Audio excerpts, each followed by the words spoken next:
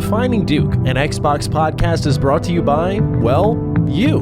If you want to learn how to support the show, go to patreon.com/laststandmedia.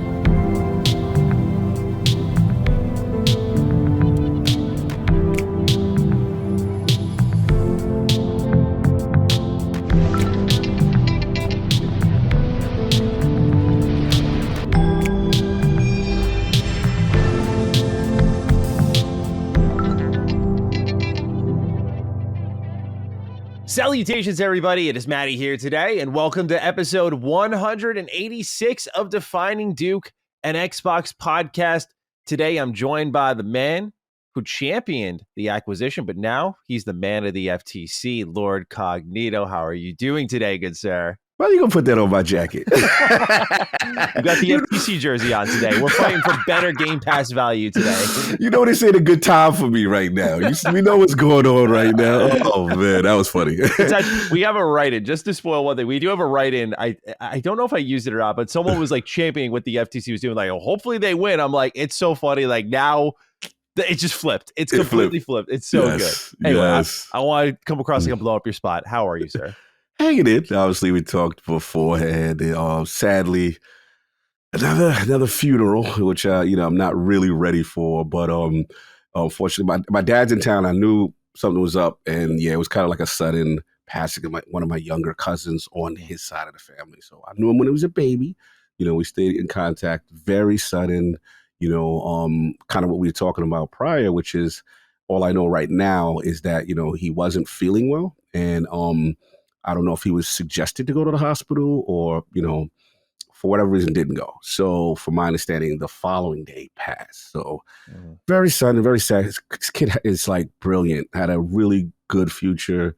We stayed in contact over there. He's a little younger demographic. My other cousins that I speak to are my age. Back in the day, I used to go over there a lot. So I'm more closer than them. But I remember Ramik. So yeah, this is going to be tough. And I hate when the family has to come together for these things, sure. Unfortunately. But I got to show support. So doing a little early. Hopefully we don't miss nothing, too breaking. But appreciate the accommodation. Of course. And, we talked about it. I'm, of course, very sorry for your loss. But yeah, it's never easy going to any of that and just knowing when they're young, especially, it's just you always wonder what could have been. And absolutely, it's particularly hard because they didn't get to see all that life is capable of bringing them. It's very sad. So I'm very sorry. And of course, if you need anything from me, just let me know. As I already told you. Again, appreciate the love, and like I said, well said. And then again, kind of what we talked about earlier in reference to once I get more details. But guys, we have to. Realm of the Dukes, we have to. If we're not feeling well, we're not.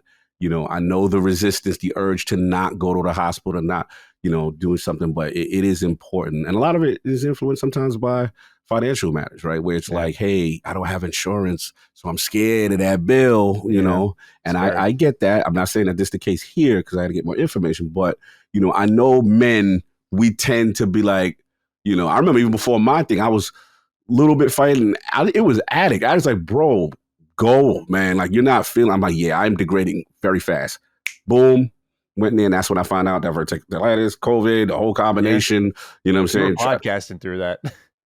That's the thing, bro. You have such a soldier's mentality. It's easy to be like, Cog will be fine. Like, it's so shout out to Addict on that one because I was like, well, Cog just. Oh, I got like I remember us podcasting one time afterwards. Like, I got COVID. I'm like, are you serious, bro? Like what? It's the flaw of man. We tend to be too tough. You know what I mean? So yeah, these are all wake up calls. And we got to take the signs as we see them and actually go forward with them.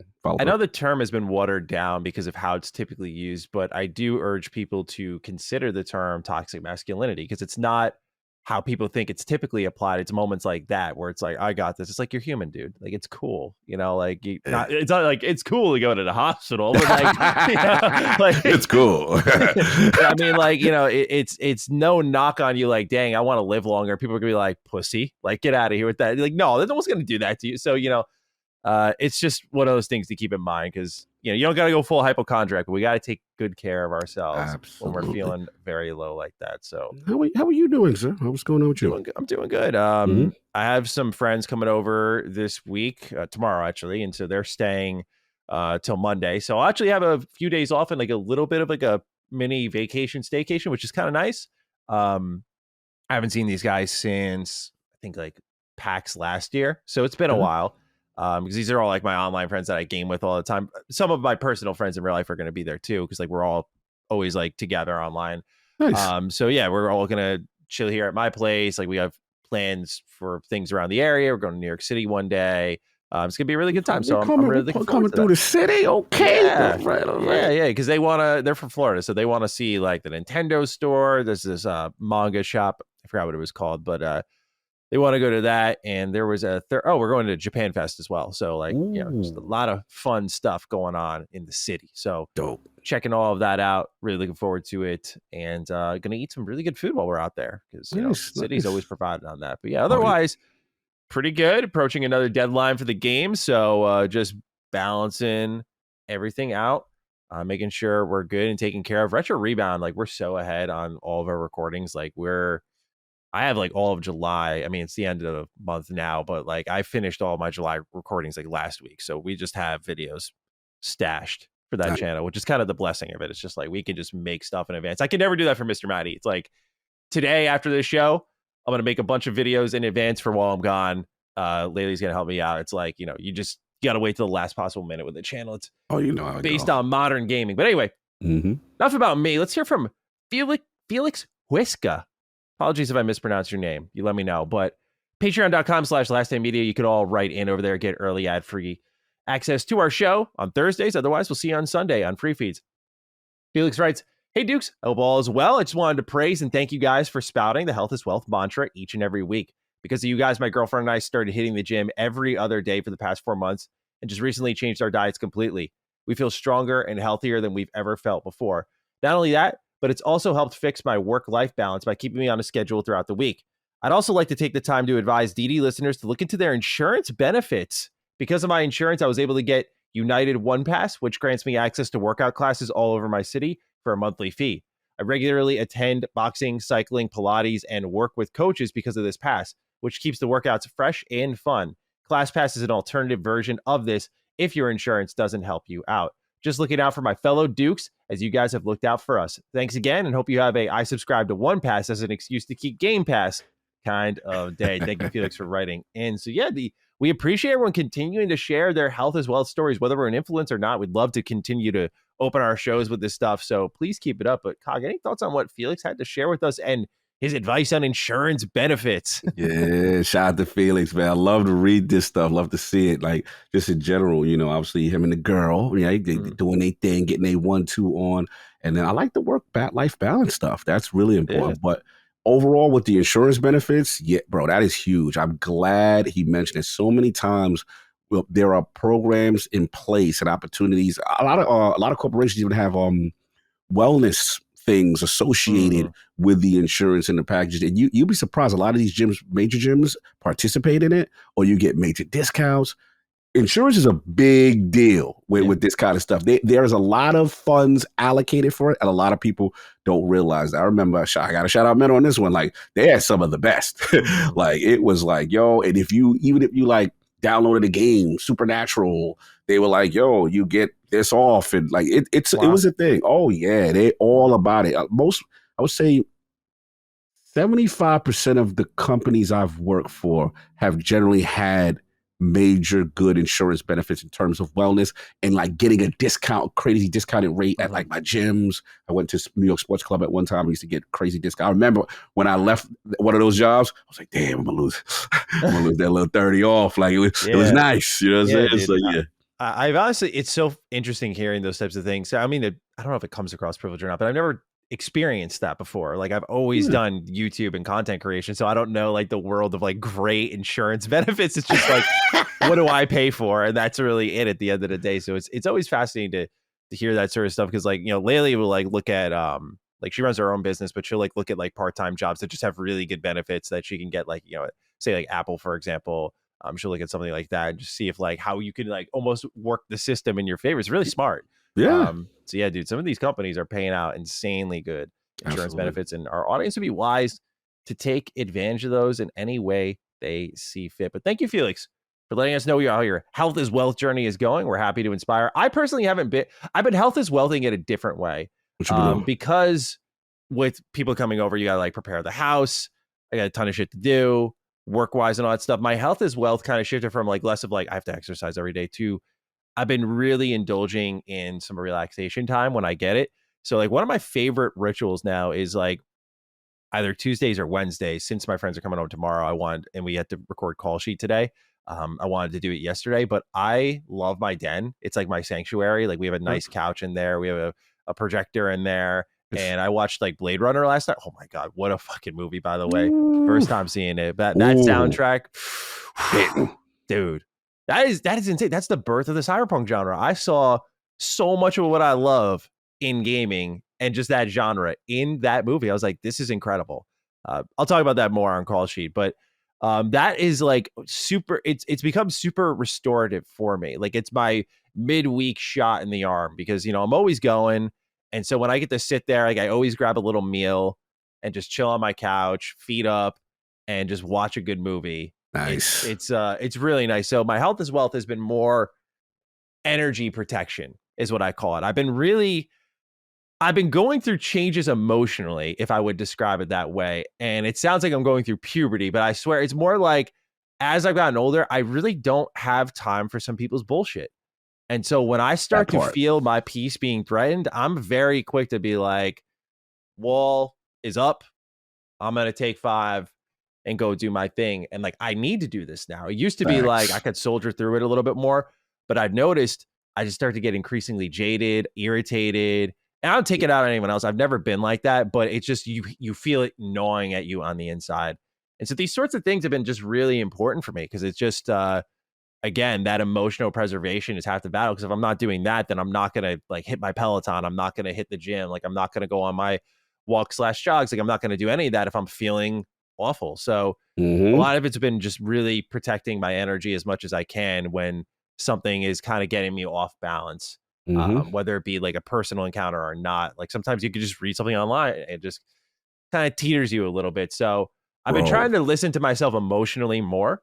I always have done that, but I think sometimes I just bull rush through it. And so I've been treating it a little bit differently, and things like that are super important now. It's because it's cool because it's beyond gaming. Like gaming's always been super therapeutic for me, just taking me away, something to enjoy.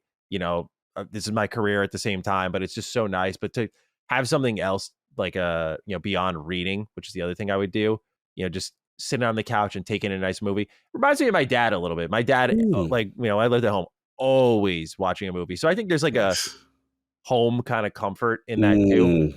But super important. If it, I think health as wealth goes beyond just us like getting into shape. It's also, I think, not to excuse me not exercising, but I think it goes into energy protection. Yeah. Your mentality and just where you're at. Because as someone who makes a ton of content, like I really have to protect my disposition because it can subconsciously seep into what I do if I'm not keeping things calm and cool. Life's going to happen. I'm going to go through tough shit.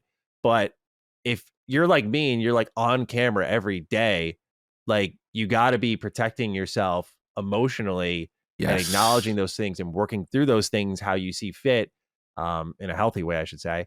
Otherwise, it's just not going to end well for me. I'm gonna have like terrible takes or just bad reads or not give a shit. It just exactly spills over. And that's not just my line of work, right? That's anyone. You work at a company, it starts to affect your coworkers, and then you're the odd one out, and they all want you gone. So I don't mean to ramble, but that's kind of where I've been at.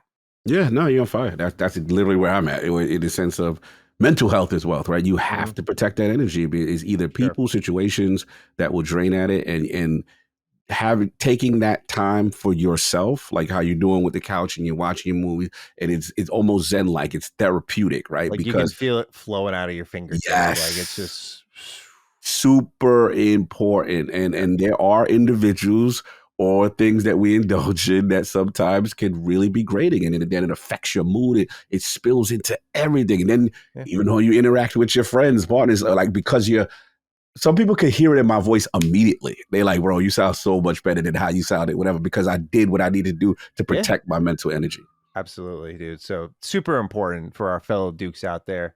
Take care of your mentality as much as you do your physical health. And I would say sometimes you got to prioritize it a little bit more because, one, I think is easier to get momentum with than the other. I think it's easier to physically get into a level of shape over time and create that consistent habit versus creating a good mental habit because it's like all upstairs. Like you don't see it. You don't look in the mirror and see it. It's just a feeling.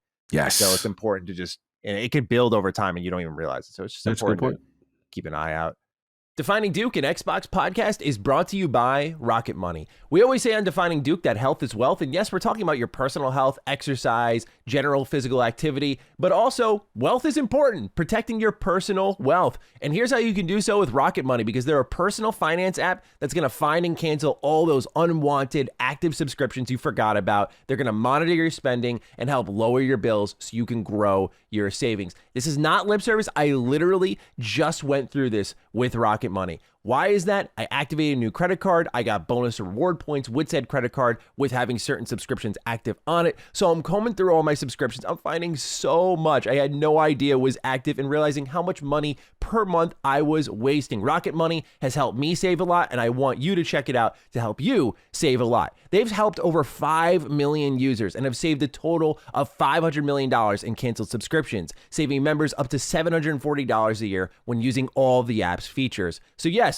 health is wealth, but wealth is also extremely important. So stop wasting money on things you don't use, right? It's just burning money. Are you going to set a $20 bill on fire in front of you? No, right? You're going to want to keep that. You're going to pocket that. It's not the end of the world, but you're going to want some of that extra money. So cancel your unwanted subscriptions by going to rocketmoney.com/Duke. That's rocketmoney.com/Duke, rocketmoney.com/Duke. Shout out to Rocket Money for sponsoring today's episode.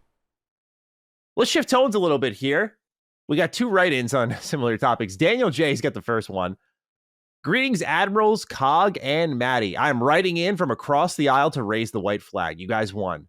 The war is over. I threw away my PS5, burned my PS4, smashed my Vita, and recycled my PS3. Microsoft did the impossible and ended the console war with the first ever thick as fuck controller with Deadpool's ass cheeks on the back of it. But that's not the end, no. Xbox dropped yet another bomb today when they announced they are adding another caked up one for Wolverine as well. I looked at my flat wooden plank Spider-Man DualSense and sighed with immense disappointment. As someone whose last Xbox was the one, will I finally buckle down and buy an Amazon Fire Stick? Only time will tell. On a more serious note, shout out to you guys for being a constant source of lightheartedness and laughter as the world seemingly gets crazier each week. I have a waiting for Colin and Chris to step down from the presidential race so the Dukes can be the LSM nominee kind of day. Meanwhile, Neo JD writes, Chimichanga Dukes, why does Xbox have to cock tease us so hard with the limited? Some of y'all are just getting foul with these write-ins. We don't even talk like this on the shows. This is just natural energy from the audience. So hard with the limited edition accessories / consoles that we can never buy. First, they break Maddie's heart by keeping the SpongeBob console away. And now they're breaking everyone's hearts by keeping the bootyful Deadpool and Wolverine controllers away. The one time I actually want to buy another controller, hell, I'd buy them both. They're like, nah, fam. What gives? Thanks, Neva. Cog said Miranda Lawson ain't got nothing on those controllers kind of day. Hey, yo. That's a good line. That's a good line. Yeah, he know what he doing. He know what he talking about. Certain scenes in Mass Effect with Miranda were very caked up. I would just say that. Yeah, 100%, bro. They know what they was doing with those camera angles. Yeah, but I always remember covering the Legendary Edition and how upset people were that like the camera might have moved slightly up so that it's not like the thing I said in defense of BioWare with that was like, there was sometimes like, I get it's part of her character. Like she is the embodiment of like physical perfection, but there were sometimes she'd be like talking about this deep cut thing in her life and BioWare would be like, yeah, show that ass right now. I was like, no, that might undo some of the hard work you've done here to support her character. Like we know she's attractive. that marketing, man. That marketing budget. They had the marketing. Yeah. There's a reason people love BioWare romance. Yes. I admit, Romance Bros. We was eating well back in the day. Yeah, Mass Effect 2 changed my life, man. What do you think of these controllers, though? We talked about the Deadpool one. Now they got a Wolverine one. And I kind of agree that I feel like there's a little bit of a missed opportunity with Xbox in these. They're always like, oh, that's sick, sweepstake. I'm like, I'm not going to get involved in a contest for this, man. Like, I get it's cool for whoever wins, but like, these are the types of things that I feel like the accessory department for Xbox, instead of being like, feel the burn, like, here's an orange controller, right?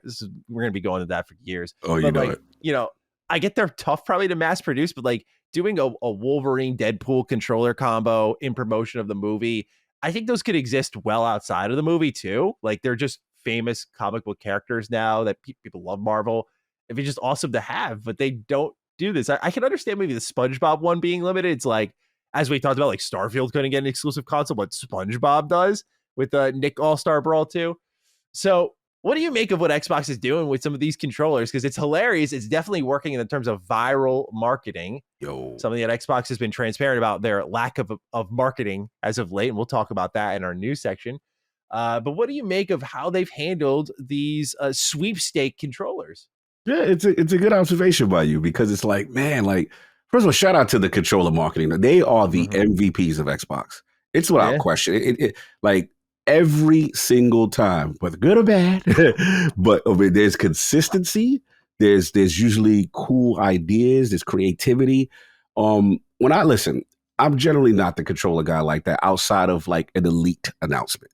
Like, I'm when they look for the elites, but I have to admit, when I saw this thing, I'm like, yo, why the controller got a BBL? Like, what's going on here? Like, and I'm like, all right, it suits Deadpool, his personality, and the foolishness. Sure. And I saw it. It's hilarious. So yes, this is something a ton of people are going to want. You know what I'm saying? It is really unique and funny. So it's got to be just mass production. It's got to be the fact that there's probably, from an Xbox standpoint, no game associated with it. And then, let's be honest, probably with Marvel and that property, that can be cheap on the finances for them to work out the contractual logistics of mass production. Because I'm assume Marvel gonna want that bag with a new movie coming out. But I guess if there's what I would like them to do is, if there's games that they have, like, for example, their first party lineup, and you want to build awareness, since you don't like to do other forms of marketing, let's build awareness to your first party stuff by having a Hellblade 2 theme style controller. I feel like the controller is obvious, right? That's a part of the brand. Like, as much as I joke about it, like, the reality is, I don't think it's a far stretch to be like, every exclusive that comes out from the first party family should have a tied-in controller at this point. If you guys are going to create new schemes on like a basic monthly basis, like, every single first party game should have a new controller design lined up. Like, it just seems so obvious at this point. I'm with you, because it's like controller. And what I want to give credit to PlayStation, one thing I like in the PS4 era was like, bro, whenever the new release came out, you got that Ghost of Tsushima dynamic background theme. You got that God of War theme with release of the game. Build awareness, build that love and that synergy with your titles. And it's just like, come on, guys, you got games now. I feel like let's market it that way. They do such a good job of like the reflective ones. Like, when the 20th anniversary came around, they did the OG Xbox dynamic background. They showed the 360 storefront. Here are the blades. Like, they do a good job with the look backs. Like, they know how to pluck the heartstrings a bit, but it's like the ability to foster that. I talked about this a bit with PlayStation a little bit, with like creating generational fans, right? And like, why targeting younger audiences with games like Sly Cooper, Ratchet and Clank, Jack and Daxter paid off so well for them, because then those fans would carry into, like, they'd see Sucker Punch and go, oh, I want to get Infamous. Oh, I want to then get Ghost of Tsushima, because more people got in with Infamous. Like, and it was this cascading effect. Naughty Dog would go on to do Uncharted and then The Last of Us. And you see how it continued to build. And part of that was like the mascots and the feel, which is something we've talked about. And then part of it's like watching Insomniac go from Ratchet and Clank to Spider-Man was like a joy. And then they like packaged in with Spider-Man 2, I wasn't crazy about the game, but the controller they have is like my go-to PlayStation 5 controller. That thing is fucking sick. Yeah, it's sick. I ain't gonna front. Spider-Man fan, that's like one of my favorite controllers ever. I love picking that thing up. So Yeah, I agree. There's just people love to get excited, and I feel like Xbox knows that. Maybe they need a little more marketing budget to make that kind of thing happen to enable that. But like, people like to buy the accessories and kind of create them as companions to this thing that they're really excited for, like beyond just the wallpapers and the t-shirts, like things that you do with the game itself. So yeah, hopefully they can look into that a little bit more, because I do think there's a small missed opportunity here. Agreed. Davey Supple wrote in a little bit of follow-up here, wanted to continue his arc on defining Duke. What is up, Duke boys? I wrote in last week about the Fire Stick Max Xbox gameplay over Wi-Fi, and I have an update since the Ethernet attachment arrived, and it's totally playable. I would say load times were that of my Xbox Series X, maybe even a little faster, but visuals were that of the Series S. For instance, Starfield did not have a visual enhancement option under the settings, and Halo looked a bit jagged with low grass and tough patches. Speaking of Halo Infinite, it was totally playable. Shooting felt normal, and I could not feel any lag or latency issues. Liza P was also completely playable. I was getting my hits in, and dodging was feeling correct.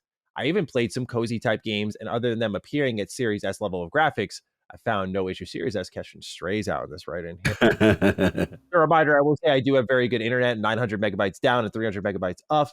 I was playing on a 4K, 160 hertz, 27-inch gaming monitor with a Fire Stick Max 4K Wi-Fi 6E model. The stick cost me $34, and the Ethernet attachment was $15. I will just add that my use case for this is my 3-year-old daughter is very interested in gaming. She plays Peppa Pig, Bluey, and Paw Patrol. So I would like my Series X back, and with this device, I can plug it in wherever I need for her and let her use this. Man, that's cold. For a long post edit as needed, but I wanted to give an update since I was pretty down on this thing last week. Have a see you dudes in September kind of day. Thank you, Davey, for writing in. Love. How things are going. Have you had a chance to check this out? No, right?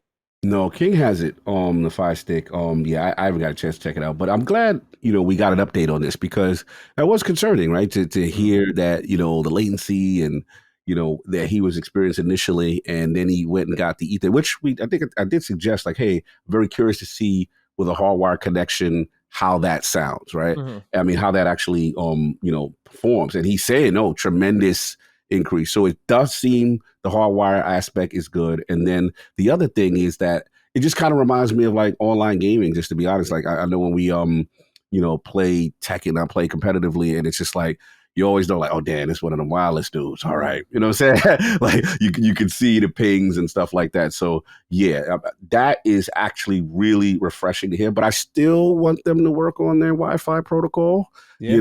So that, there's going to be people who don't have that, situation and are going to try to utilize it wirelessly. So, yeah, but this is a great update from David to see that, that it is actually operating as intended. And that's good.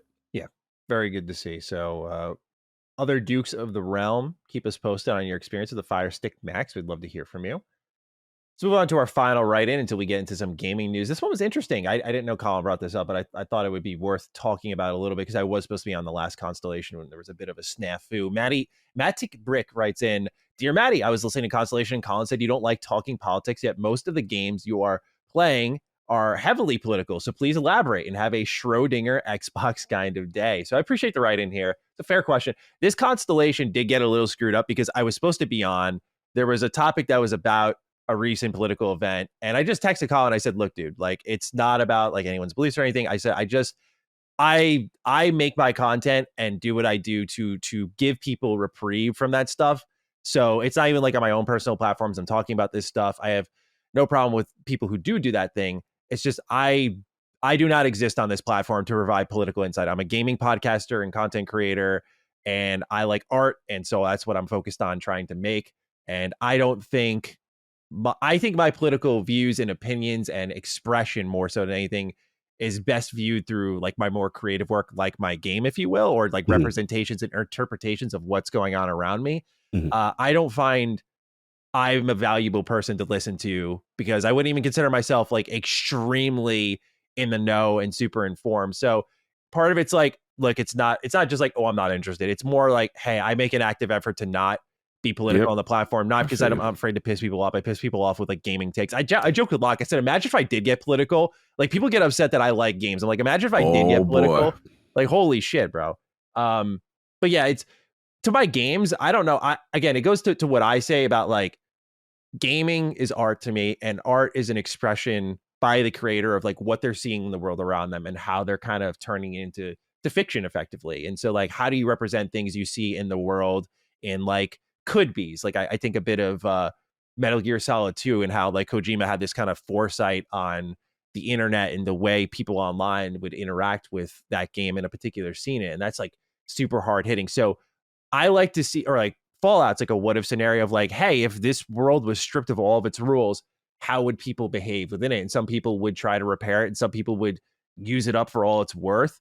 And what factions remain? You have like factions like the Enclave, which are like straight up the United States government, like completely patriotic and a sense of pride there, and like the purest of the pure. And like, how does that mix with this sort of setting? So I wouldn't say it's like, oh, I'm liberal or I'm conservative and like, how are you representing these views? It's like, it's more like I play these games not for the politics, but I like to see how creatives express their worldviews in their projects of all walks of life, might I add. So yeah, that's kind of how it is. It's not I don't like talking politics. Like I'll talk politics with my friends pretty often. It's just I'm not like I respect that there are creators out there who will use their platform for politics and that sort of thing. I totally respect and understand that. There's a passion to it. For me, it's like, look, I am not qualified. Like I am a gaming content creator, and I'm not gonna step out of my lane on something like that because that's affecting people in a more strong way. So that's how I rolled with it. So yeah, I just told Kyle, I was like, I texted him. He was very nice about it. He was like, yeah, of course, that's fine. The problem was when Dagan dropped out, the topic then dropped out, and I was already out of my house. I was like, hey, I'll be home in an hour. I can get on the show.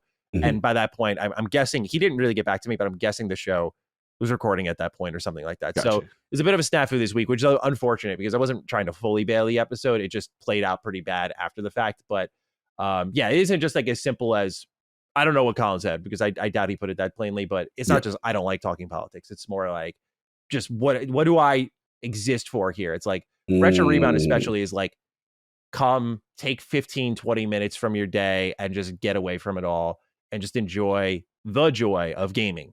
Yeah, Mr. Matty's more of like dialing into just like what's happening with modern gaming. Again, not really getting into the thick of what's happening around us, but just like what's happening in gaming.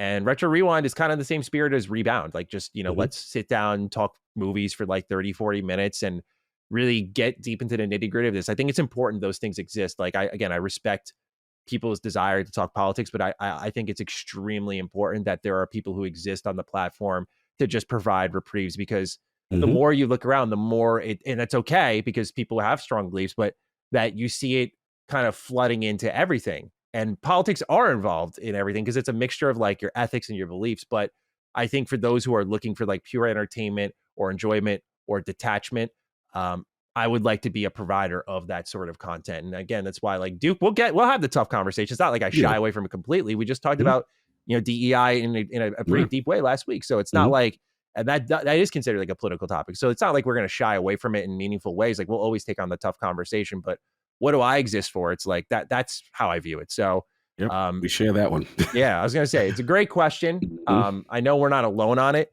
but I also know, like, and that's the thing. Like, I have great respect for Colin. Like, I know he is more politically active and informed. And so, like, of course he's going to want to talk about that sort of stuff. And that's why I said, like, I'm not going to tell someone on Constellation, pick a different topic so I could be there. It's like, let me just be the easy one and just be like, look, just do it without me. Like, just do it without me. Let's just keep it nice and easy here, especially because I joined this network to talk gaming, like frankly. It's not what I'm really here to do in the first place. And I don't think Colin pays me to come give my political takes on his platform. So yeah, that's where I'm at. Any face the nation? Yeah. No, I'm with you. I mean, it's kind of like how our Lord just kind of found it, which was kind of like, look, the world is crazy as it is. And at the end of the day, I love what you said about reprieve, because a lot of people who find joy in our content is like, man, I've got so much stress in my life. You guys provide this laughter and fun. And the same thing with the Realm of the Dukes, right? Where it's like this laughter and fun where we could just get away and not have to deal with it for a minute. It's not that no one is scared to talk it. It's just that I prefer to utilize our time, at least my time, to talk gaming. That's what I'm here for. That's what gives me the most Good for passion. us too. Just Yeah, we it's we my take in soul. the same world as everyone else. And So everyone else, like everybody thinks like I'm not talking to my friends, I'm not talking to family members about politics and all that stuff all day. You know what I'm saying? So it's just the only exception I will say is like, or like for example, an ILP is like a lot of times we'll be live and something breaks, like obviously the recent attempt, a political event on a presidential candidate. So that was like, oh, okay, wow, this is something, or Kobe passed away. Like we got this eerie thing where I'll be like some weird major events will happen while we're recording. So we'll give a minute to acknowledge it, okay, and then move on. But we're not gonna give this whole discourse, and it's just that's not what we're here for. That's not our mission, kind of thing. And I me and you share that one exactly as far as reprieve and giving people that safe space just to have fun and just talk about video games, which we love the most. 100%. So thank you, Matic, for writing in. And with that, Cog, let's get into the gaming news. I wanted to do a little Cog level shout out for a buddy of mine, Jonah Lobe. He is an artist who worked at Bethesda Game Studios for a while. I've actually interviewed him on my Ham Radio podcast. Great dude. Creator of the Fallout 4 Deathclaw, creator of like some of the most iconic Bethesda creatures in Skyrim and Fallout that you've seen. He came from his hands, from his mind. So extremely talented guy. He reached out to me yesterday. He was like, hey, dude, I just want to let you know, because I thought this would be up your alley, that I am doing this kind of graphic novel called Quiet Level 1. And he sent me the Kickstarter. It's already fully funded. This dude raised $100,000 for like a $15,000 project. I was like, damn, dude, good for you. Like, that's awesome to see. And so I was taking a look at it, and this, obviously he's a proven artist, but this is like a really cool idea that I just wanted to put on more people's radar if they're interested. As someone who likes reading like comics and graphic novels, I was really excited about it. But it's got like a spirit of video games here, Cog. I'll actually link you the Kickstarter because I feel like you would find this interesting. I'll put it in our chat here on Zencaster. But yeah, anyway, he's doing this this graphic novel. It's about this character Quiet, who's like a little skeleton. Oh yeah, they start off at level 1, and they have to go to beat a level 99. I think it's like a barbarian or something like that. And he's followed around by this companion called the Narrator Worm. And like when you see the layout of the like actual labyrinth, it's very I would say Metroidvania like. It's something you kind of look at and you can see this becoming a video game one day. 100%. Like someone's going to read this and want to turn it into a video game. The visuals are beautiful. It is in black and white by intent. There is color for the chapter pages. I think it's going to turn out to be $188. You can get a digital version for like really cheap, or you can get the printout version of like hardcover, which is exclusive to the Kickstarter, or like soft cover, which you'll be able to like, get in stores for varying prices. But I thought it looked really good, and I just wanted to shout out for a friend, but also I backed it immediately. I backed it the $30 level because I thought it looked really good and really fit like my personal taste. But yeah, I just wanted to throw it on people's radar in case they wanted to check out. Again, it's called Quiet Level 1. It's a graphic novel by Jonah Lobe, who's the creator of like Skyrim and Fallout, like an illustrator for just so much of their work, and does phenomenal stuff, and a great guy as well. So I just wanted to shout him out there and what he's doing. Yeah, it looks really cool. I have to admit, yeah. The art style it's adorable. You need a little cute skeleton and stuff like that. And I actually even like the art style of the antagonist, the Galahorn character. Looks super, very Iron Lordly. So I'm a fan of that. Yeah, I'm gonna have to rock out with this, man. It definitely looks really cool as a graphic novel, I must admit. Yeah, it's coming out I think September next year. So not a super long wait once it's fully funded here. So shout out to Jonah. Just wanted to put his work on the map here a little bit more. Legend. Next up here, let's talk Elder Scrolls 6. Kind of interesting, smooth transition there. It was a strange, I put it in quotes, leak that happened. There was an active Pinterest account from a Bethesda Game Studios employee. This was spotted on Reddit, and they just locked it and set it to private after people were posting it on the Elder Scrolls 6 subreddit. But it's because of all the pinned photos pretty much directly suggested Hammerfell as the setting based on the outfits, the fashion, everything was Hammerfell here. An unbelievable amount. The outfits, like the head wraps, the scarves, The character designs, like it is so. I mean, there's already been fans who have deduced this is going to be Hammerfell, but it is so obviously going to be the setting if it wasn't clear already. And so yeah, this pretty much firms it up entirely. And I thought it was interesting enough to definitely share. I'm sure I'll have it in a video sometime later this week, but I thought this was really cool because it's such a there are a lot of strange leaks happening. This is not the first time a Pinterest leak has happened for Elder Scrolls 6. Starfield had an interesting leak that just recently said on 4chan, like the next update for Starfield will have the vehicles in it, and there's going to be like multiple types, and there's going to be like rescue missions and this sort of thing. So if that ends up being true, it was like I think a 4chan leak or something like that. But there's been a lot of strange kind of like under the surface leaks for what Bethesda Game Studios is doing for some of their games, which is always fun to see here. But what did you think of this Elder Scrolls 6? I put it in quotes like leak that's happening here, suggesting Hammerfell is the setting. Yeah, that Pinterest account was shut down quick. Mm-hmm. The images was woo. But yeah, I did see it. Definitely screaming Hammerfell. Love the imagery, and especially note to me because Hammerfell is the home of the Red Guards, and I always pick a Red Guard every single Elder Scrolls game. So what do you? Yeah. I saw a lot of interesting comments on the Reddit thread, to put it nicely.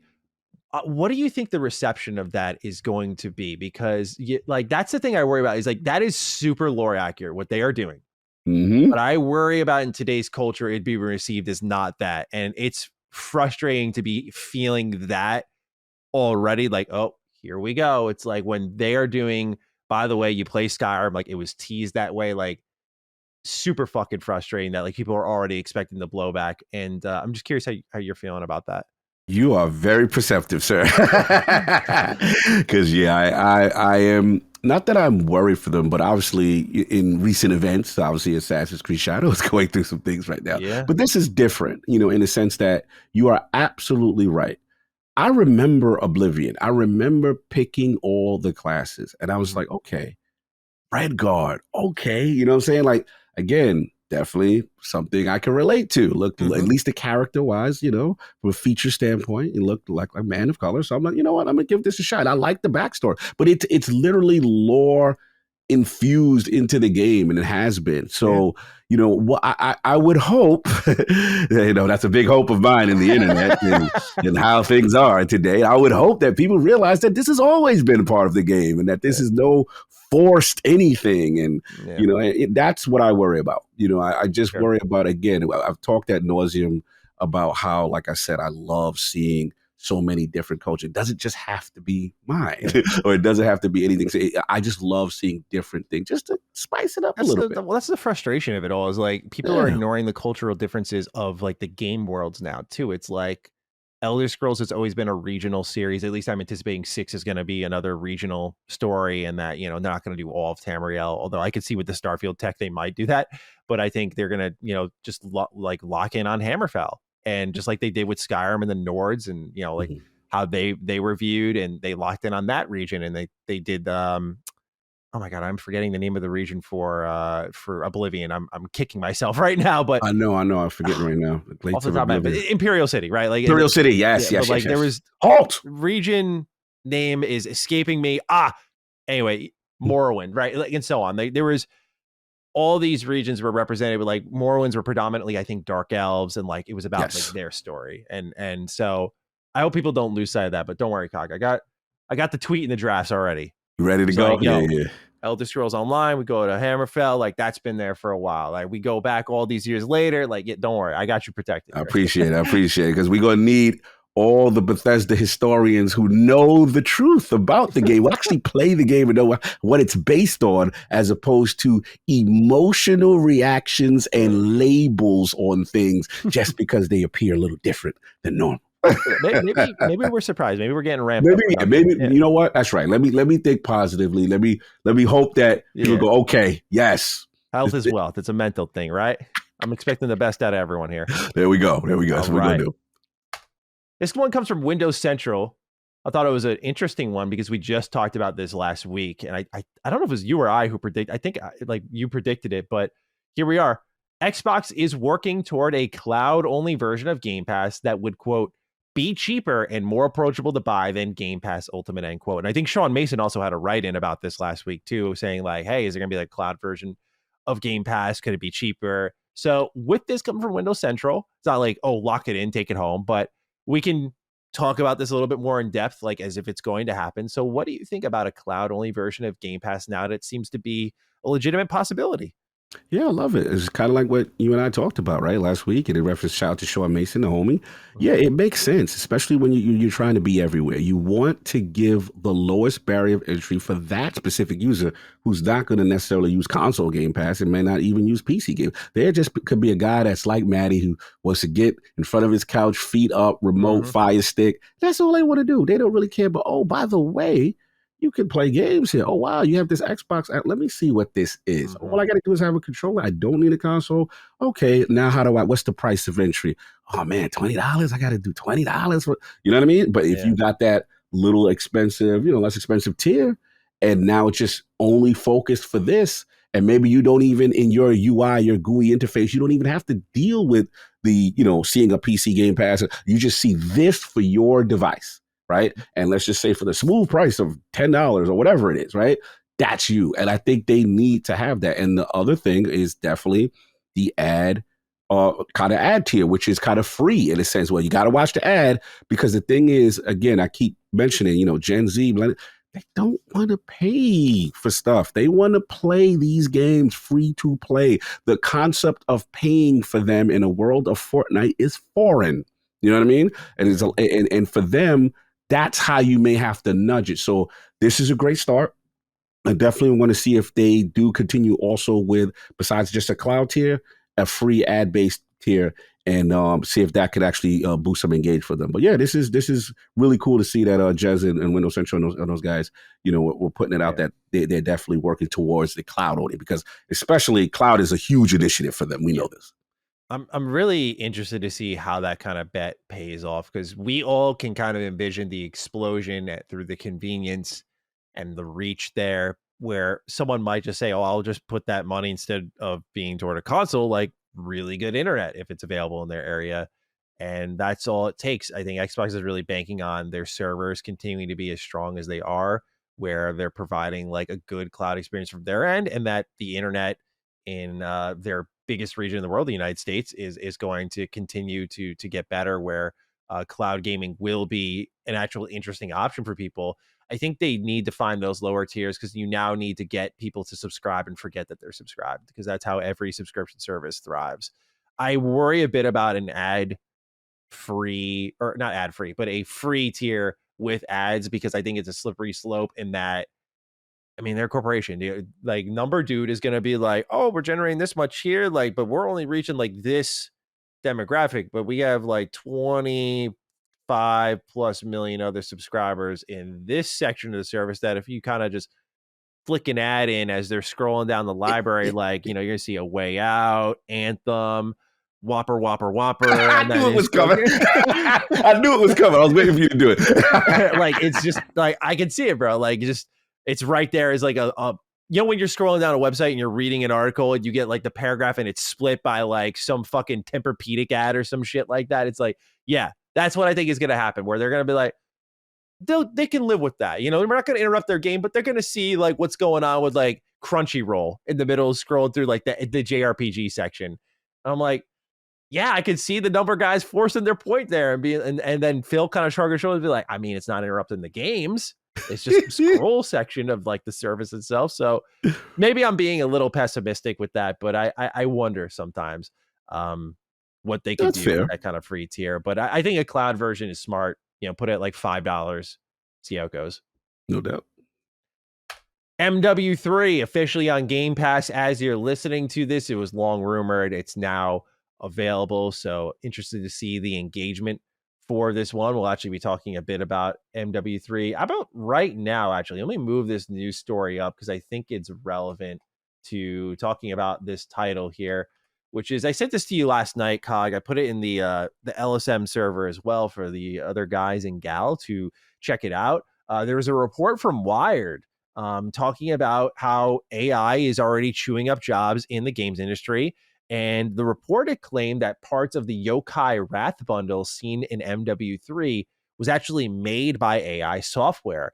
And the report also states that Activision developers have approved the usage of said software earlier this year. It's a really, really good read, though, for those who are like us. We've talked about AI and development extensively here on Defining Duke, and sort of the trepidation we have. And what this article taught me, if it's to be believed, is it's not like this thing that I think a lot of our audience, when we talked about it, was like, dude, man, like 2-3 years away. Like, we'll see where it goes. It's like, this article was like, it's here.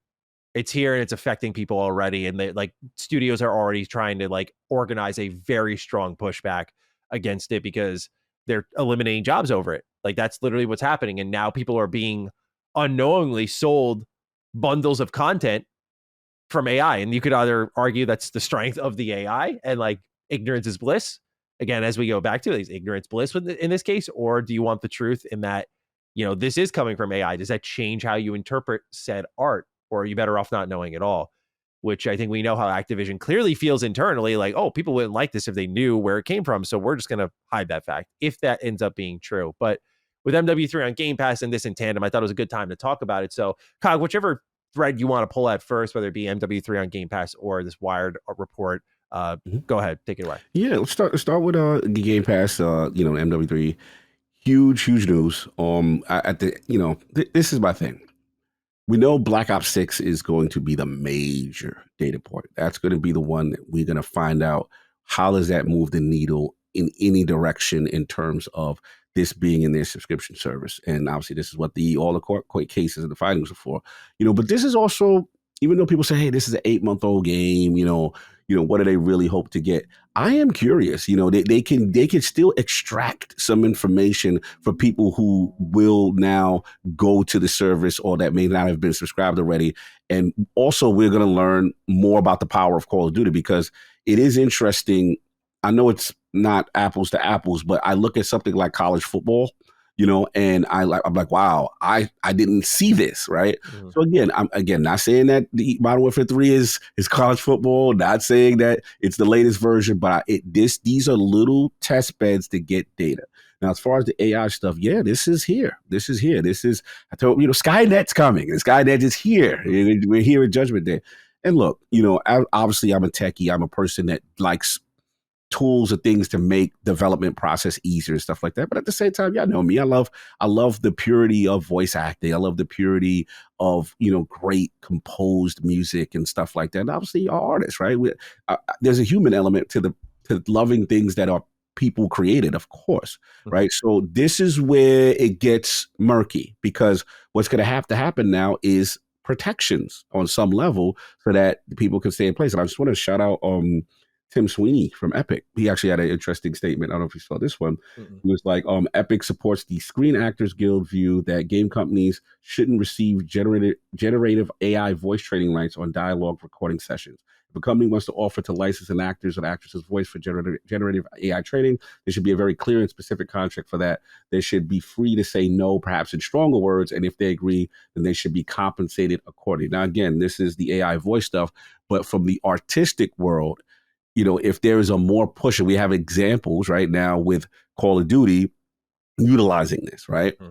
This will affect jobs. I mean, not going to sugarcoat that. That will definitely affect that. And that's where the protections trying to be in place, if can be, is going to be a gray area, because let's be honest, corporations are going to want to use this stuff to cut costs and to make their jobs easier. So how do the creatives protect themselves, right? That's the fight here. And it's going to be curious. I don't know if it's going to be unionization. I don't know if it's going to be, what things can be put in place, because on one hand, technology is going to continue to go, right? Yeah. But on the other hand, right, the human element and the elimination of roles, right? Now, some may say, well, that's the way it goes and you need to adapt.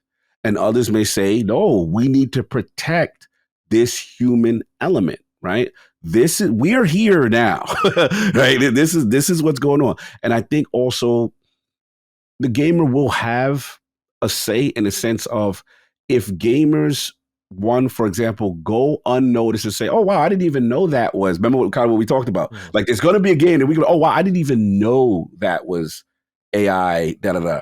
And if people don't care, that's going to be a factor, right? This is where we are right now. I know this is a passionate subject for you, and I'm very curious to get your take on it because I know how much of a creative you are and how much how, a purity. I know I lived in college on this subject, so I'm just curious.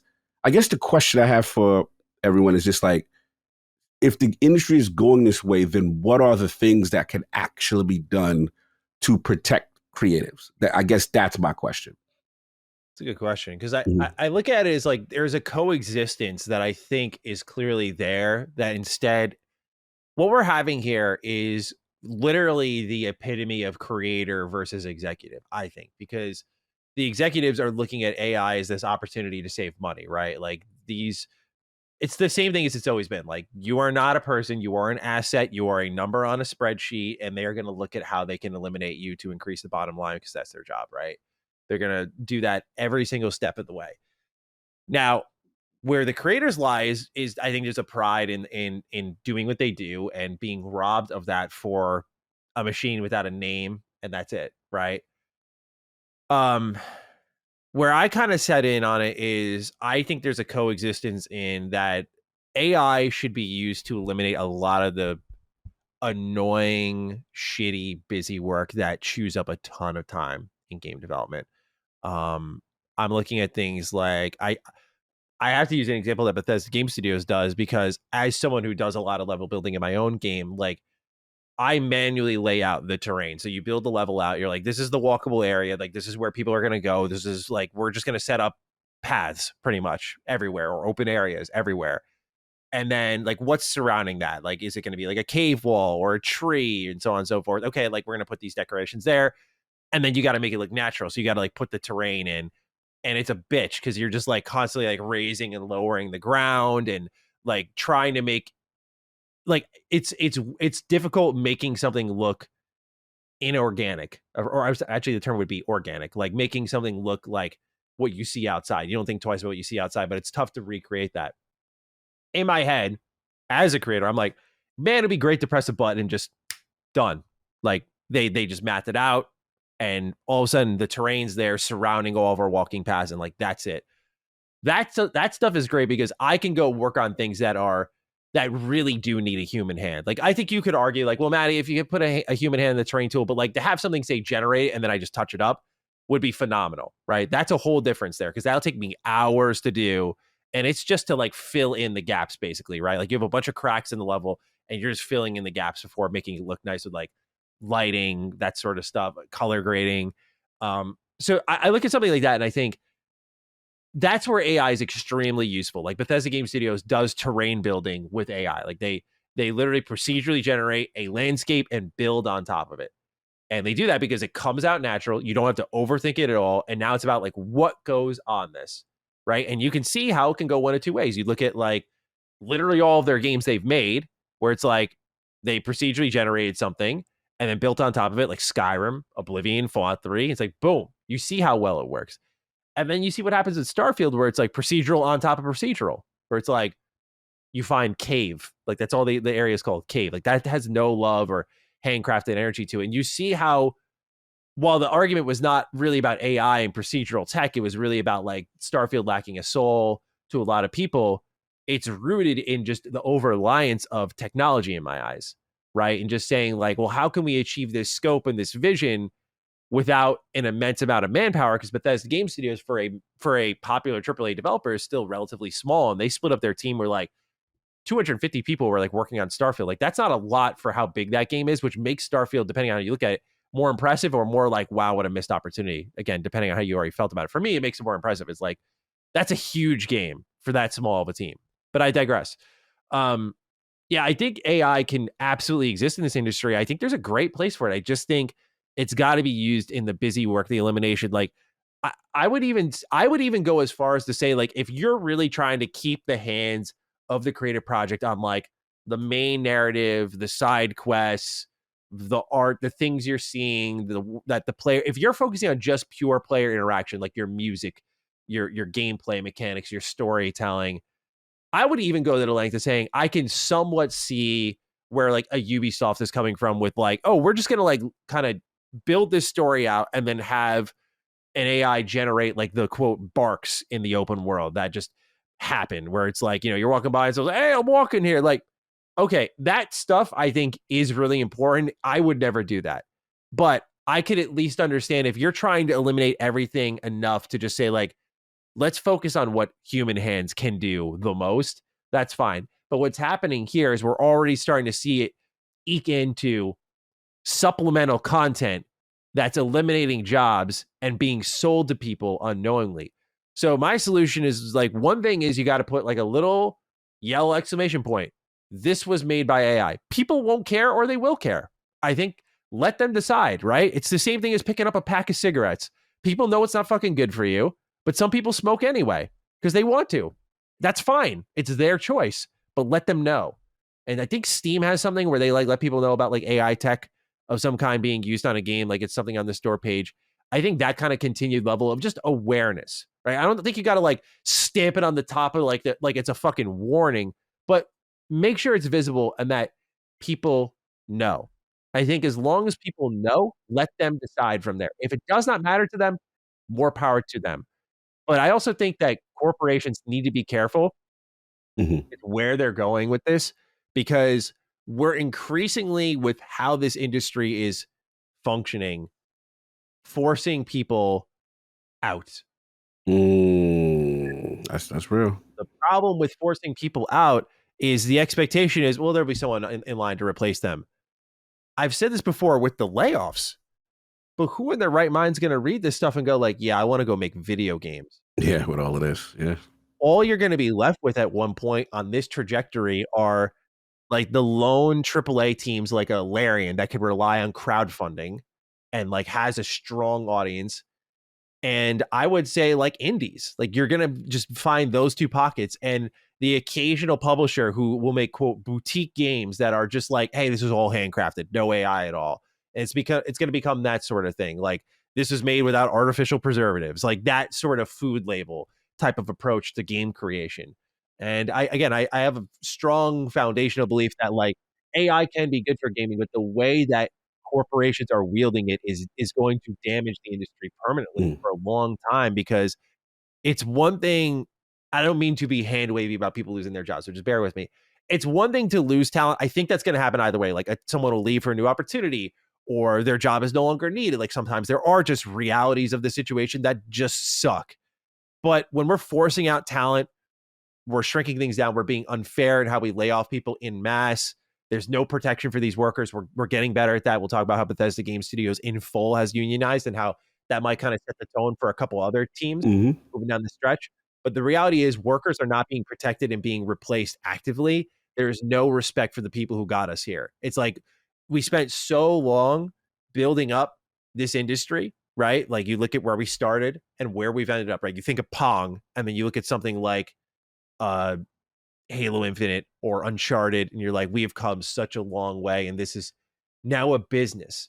And the shitty part about when things become a business is you got misers out there who are going to penny pinch every step of the way, and they're going to eliminate jobs and they're going to do anything to increase their bottom line. And I think the reality is that the industry functions very differently, and that those who are going to be put on watch, like, oh, this company, maybe not Activision. I feel like Call of Duty is almost this invincible fucking level 99 boss, but like, but I think when it comes to companies, like when they get put on blast, like, oh, this is fully like AI, or like we're using mostly AI to generate this, I think it's going to be sink or swim time for them, and Mm. I think it'll be up to the consumer on how far they let them go. Right. Um, I agree. with that sort of thing, right? And I think because of how gaming is and that just that attachment that you can't sever, like so much push to get us to that all digital age, but like people are still hanging on. Like there's an emotional thing with gaming because you spend, it's not a movie, right? Like I love movies, but you spend like 2 hours, 3 hours max with a movie, right? Unless you're talking Lord of the Rings and we're talking almost 4 hours. Um, but you spend a certain amount of time with it where like gaming is a journey, it's an experience, and people develop connections to these things, and Oh yeah. and the creators who are behind them, like people love, I mean, I know it's the same thing with like actors and movies, but people love to meet at like conventions the voices to these Oh yeah. characters. Like, it's such a big thing for them. And you start to remove that emotionality from it, and you're going to reap what you sow, which is like people are not going to engage in you or your product at all. And they're going to go where that exists. Some will not care, and that's fine. But I think when you strip a lot of the heart out of it, not just like the nameless creator that's just doing the hard, thankless work on a game, but like when you like the finals that completely AI voiced. Yeah. I think that was a slippery slope, because it's like that's one step away. It's like Ken, I forgot the name of the gentleman, but he was like in the Midway games, and I think they used his voice. Can he like claim that work and just be like, yeah, I did that? It's like, no, dude, it's like your tone and your sound, but it's all generated by a computer. And that sucks, dude. That's like that. I don't know. For me, like, I get he's probably taking home a nice bag, but like, for me, I don't know. There's a sense of maybe foolish pride in that. If I was in that spot where like someone was generating my voice and making videos with it, and I was collecting coin off it, I'd be like, this sucks, dude. Like, this is not right. So again, executives don't care about the ethics and the morals of the situation, for sure. It's really up to creators to do what's written in this article and continue to push and ensure that there is a place for AI, for sure. Like, I'm not going to sit here and be stupid, because as someone who works on a game, like, yeah, there's some shit that's just downright tedious and annoying, and I would love for a robot to just handle it for me, so I could go like work on my script, or work on side quests, or work on characters, or help the art team out, et cetera, et cetera. Like, I would love to just have that be my only set of concerns, and AI can enable that. It can. But I think when you're replacing people, I'll stop here because I'll sound like a broken record. I think it's a slippery slope. So that's my whole spiel. No, I hear you, man. I hear you. I just sent you something in reference to SAG-AFTRA and strike unionization and strikes in reference to protect gamers. I mean, developers, working conditions, AI protections for voice actors and performers within the games industry. And I think this is something that we have to monitor, right? We have to see if this is where the actual protections can take place in. I know we'll get into the Bethesda stuff for unionization, but these are all valid discussions, and it's one of those things you had me thinking while you were talking, even though this is not completely AI related. It kind of reminds me in the state of New Jersey, right? Like if I go to, if I'm driving around New York, get out, pump your gas, whatever. But in the state of New Jersey, you can't do that. The minute you get out and you try to do that, the worker says, hey, no, bro. We've got laws in place that protect this particular role. You see what I'm saying? And this particular job. So that allows us to have that kind of thing. And you made some fantastic points in reference to obviously the volatility issue of the industry, as well as, corporations are going to look to cut corners. I do feel the gamer is going to be a huge part of this, because if they continue to accept games like the finals, right, or continue to say, hey, it's no big deal, then that will diminish some of the efforts, right? Because some of the corporate guys are going to be like, look, no one, cared. Now, granted, there's no labeling that says, externally how this was created, right? Then we've got the issue with, as far as the rights, like how you mentioned, like, hey, if someone uses Mr. Manny plays his voice, but they decide to give you a bag every time it's used, right? There are going to be people that's going to accept that bag. That's number one. Number two, the quality of the games. There's people that the gamer could sit there and say, you know what? This is kind of soulless. Like, I'm not really feeling it. And there's a part of me that always feels, and maybe this is too hopeful, that the gamer is intelligent enough to realize, you know what? This thing that is created is not necessarily a fun and enjoyable product versus how, I used to experience it another way when things were created by a human hand, whether it be characters, NPCs, or certain other things. It's a tough one. It's a tough one, but this is something that we gotta monitor. Check that article, like I said, when you get a chance. Yeah, I got it. And I think we'll discuss Bethesda in unionization a little bit. I think that may be an avenue that may be pursued to try to have protections in place. For sure. Well, we'll get to Bethesda Game Studios pretty soon here. Okay. They're in our full news write-up. Yeah. Next up, we have an interesting one that I'm a little bit of a softie when I see this sort of stuff, but the Dungeons of Hinterberg developer Microbird Games posted a tweet, and they said, Slayers, we need your help spreading the word about Hinterberg. Tag your friends below with the Hinterberg horn. who you think would enjoy a slaycation to Hinterberg. And we did get a write-in. This game's available on Game Pass. Soulcracker number 1 says, howdy Dukes, I do have a Game Pass pick of the week suggestion, Dungeons of Hinterberg. The game is charming with its colorful art design and day-by-day vacation structure. You make the decisions of where you want to go each day, what dungeon or activity you want to do, and what characters to hang with every evening. I'm not entirely sure what effect these choices will have, if any, besides certain unlocks and skills you receive, but I am having a blast playing. The game quickly opens up, so if you give it a chance, at least play through the first few days. Highly suggest you give it a look. A great change of pace game. Would love to hear if y'all have tried it out yet or plan to. Look forward to seeing y'all live in San Diego. Planning a motorcycle ride that way. Be safe, Soulcracker. Be safe. Yeah, I saw this and it reminded me a little bit of Unsighted, which was a really great indie gem that was also on Game Pass, but I bought it. I bought it on Switch physically. I bought it on Steam. It was made by 2 people, and I remember them putting it out there on Twitter. They were just like, man, like, we think we've made something here, and it's just not getting traction. And that tweet in turn gained traction. I don't know if it turned the game into a success or anything like that, but I see that sometimes from indie developers, and I have not tried or looked into Dungeons of Hinterberg. It doesn't look like my style game. I want to play Kinnitsugami, frankly, like as one of my next games. But I did see this, and I wanted to signal boost it a little bit because I am sympathetic to the indie dev who does not have a big platform to kind of, get their game out there. Because I think about that sometimes. I'm like, part of what motivated me, not to make it about me, but like part of what motivated me to go make a game was like, I do have these platforms that can kind of give the game a nudge off the starting point. Like I think I have explosive viral marketing, but there is a little bit of like, I can create a level of awareness with my own 2 hands that Absolutely. I don't have to be at the behest of a company to do that. Like, I can try my best. And if it fails anyway, it's like, at least I can say I tried. But some of these companies make something great or make something they're really proud of, and they're like, let's hope someone finds it. And like, that's a terrifying thought. So I just wanted to put it out there. And here we have Soulcracker kind of hyping the game up a little bit. So we do have members of our audience who are enjoying it.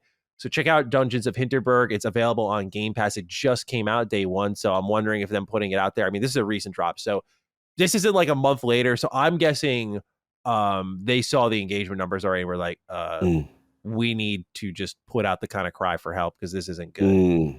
That's how I'm reading it. I could be wrong. They could they could be doing well and want more. So again, this is where I say I am sympathetic to this stuff. So you could blame me if they're just balling out right now and I'm beating them. But I don't get the vibe that's the case here. So have you checked out Dungeons of Hinterberg, Cog? What do you think of this tweet here? Am I reading too deep into it? No, it's a good one. I actually have checked out Dungeon Hit. This was I checked out early. This was maybe a PAX West a year ago, and I was able to play. Shout out to Saul. Me and Saul did that interview with the developers. I believe it was Curve Games, and got a chance to play it. And very unique art style, kind of cel shaded. Very puzzle heavy. That's what surprised me. I didn't realize how puzzle. Hey, you go front. Your boy was struggling. Man. Dev had to come over. Like, all right, you might. You know what they give you that suggestion where to go, and like, you might want to try that cart over there, that kind of thing. It's always humbling. I had that happen in a preview recently. I was like really just struggling to figure out where to go, and they stay quiet the whole time. And I'm like, in my head, sometimes in the back of your head, you kind of like get stage fright almost, where you're like, yes, I'm like, yo, this demoist thinks I'm so bad at games. I'm like, damn, I feel terrible right now because I was doing my thing in combat, but I was like, when it came to them puzzles, and I didn't realize how puzzle heavy it was. Your boy was struggling, and he's like, okay, you might want to do this, and when you might want to, and I was like, okay, yeah, it's cool. I'm gonna go over there because clearly, but yeah, I got it. And look, I will say it was cool. Now, from at the time, but I wasn't wowed. I'll be honest. At the time, I was like, all right, it's all right. I don't know if it was for me, but since then, and now that the game has come out in terms of really showing the showcase of whatever, I didn't even know about this whole, what is it, like, not day-night cycle, but whole, day-by-day structure, who you talk. I wasn't really talking to much people in the vertical slice I was doing, right? It was like a puzzle section, and maybe one brief conversation. So I am hearing the game was way more than what I thought it was. So I got to give it a shot now to see what it is. It's more than just that. So yeah, shout out to them. Now to your question, yeah, it is interesting, right? To say like, okay, clearly you got a Game Pass bag, right? So clearly there was a bet that Microsoft saw and said, hey, we want to give you something up front. But at the same time, to your point, I do kind of agree, because if you kind of say, hey, blow the horn, guys, it's out. And the GIF is literally them blowing the horn. Yeah, you know what I mean? So there's a part of me that's like, we still, maybe the engagement is not where it needs to be. We could be wrong, but it could be just, hey, signal boost and having fun. But there is a part of me that's like, and I do empathize. Listen, y'all know me. Like, I empathize with the indie developer. Like, I if I see something that catches my eye, I'm the first to be like, yo, let's talk. Let's get you on. If I believe in something and I think it really has potential, let's signal boost. Why should these guys are putting their heart and soul, and a lot of them are making sacrifice. All of us are not fortunate to have YouTube channels and all these other side people. I know people who have literally given up corporate jobs and security, right? Families move across, another state to make a game. So, like, of course, like, I'm going to have empathy for that. Like, you believe in and you love video games that much that you're willing to sacrifice your comfort and your level of stability to try this thing. That's a big deal. These are heroes to me, especially if the game has potential, if the game is good. I'm going to signal boost. So, yeah, to my mind, I think, things like this. I think of Until the End, a tremendous story. I think of Aerial Knights, We Never Yield. There's games like that I'm just like, yo, these are not only the story's amazing, I see a good game here and it deserves a little bit more attention. So yeah, I would agree with you, man. I think there is a part signal boost here. Yeah. I always think of the Cuphead story where the two creators of that quit their jobs, remortgaged their house. Like, they went all the way, and that's a tremendous risk. Like, I'm passionate, but you could almost argue like that's almost foolish. But Bro, now they got its own show phenomenon, so they knew they had something, and some developers will take that whole risk. And so I think if we can help out in any way, we should. Absolutely. Next up here, Kai. I said this to you, and I'm not gonna lie, I laughed a little bit. Halo, the TV show, canceled by Paramount Plus after 2 seasons, and Xbox is said to be seeking out a new outlet for a 3rd season. Brian Bennison has the write-in. Hello, Dukes. It's been reported that Paramount has canceled the Halo TV show. A season 3 is being shopped around, but unlikely to be picked up by any studio. What are your overall thoughts on how this experiment worked out? And what is the future of Halo and other potential adaptations for the IP? Is it really a dead IP like some fans are claiming? Or is there something left in the tank? Have a Master Cheeks refusing to put on his helmet kind of day? So Cog is the man who's watched both seasons. One season. Oh, you wouldn't even get into 2. Okay. All right. So that says a lot. As the man who suffered through 1 season, how are we feeling about moving on from the Halo TV show that, I'll remind people, you may forget this. Paramount Plus, I know not the biggest streaming service out there, but Halo season 1 was the biggest thing they ever had. Like, statistically, they came out and said, like, this is our number 1 show. Season 2 went so bad that they didn't even want it for a season 3, clearly, because they're not greenlighting it. They're saying, go find someone else. We're not going to help you with that.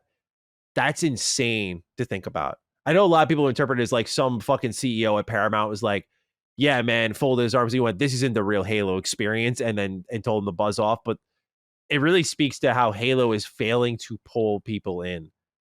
If season 1 could be as good as it was for Paramount Plus, and season 2 can do so bad that they won't even greenlight a season 3, it's a scary situation, man, because I really look at Halo in high regard, but the value of the IP is depleting before our very eyes.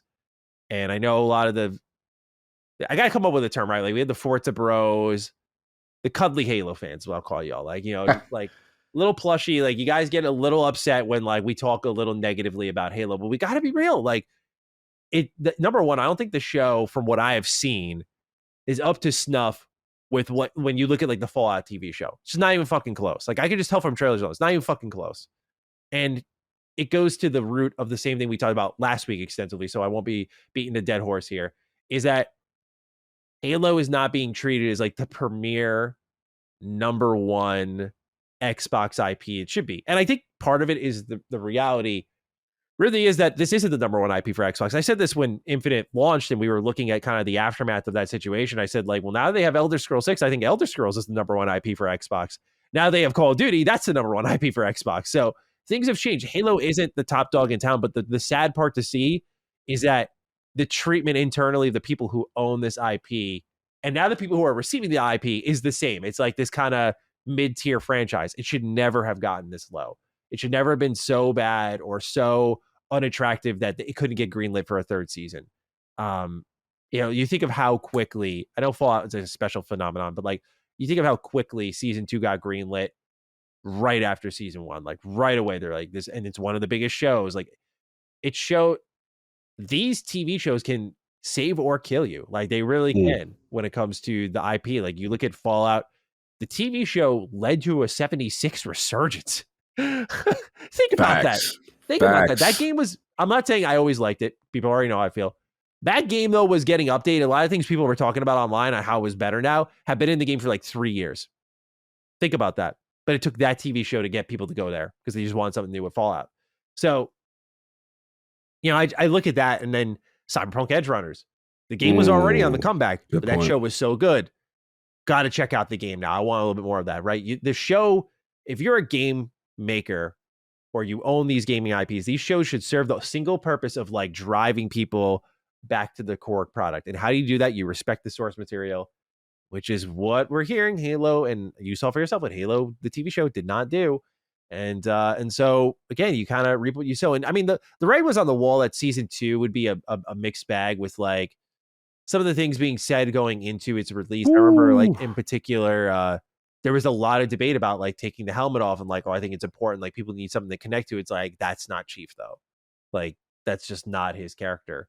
And I know a lot of the people responsible potentially for those decisions are now no longer working on the Halo brand. But the sad part is that it's not like a game series where it's like, we could just kind of go back to the well and reboot it. It's tough to be like, we just did this show called Halo where they're going to like reboot it for a new season somewhere else and just call it like Halo something again. Right. Like I don't know. It's disappointing, but what do you make, Cog, of Paramount Plus canceling the Halo TV show? And now Xbox is seeking a new outlet for a third season. Do you think they succeed at all? Yeah, disappointing. Look, most people know my stance on the show. I did not like especially season. I watched season 1. I didn't like it, and it got a little better towards the end. And I believe it's when the introduction of Cortana came, and that's when I really said, okay, now it's starting to feel like a little bit like Halo.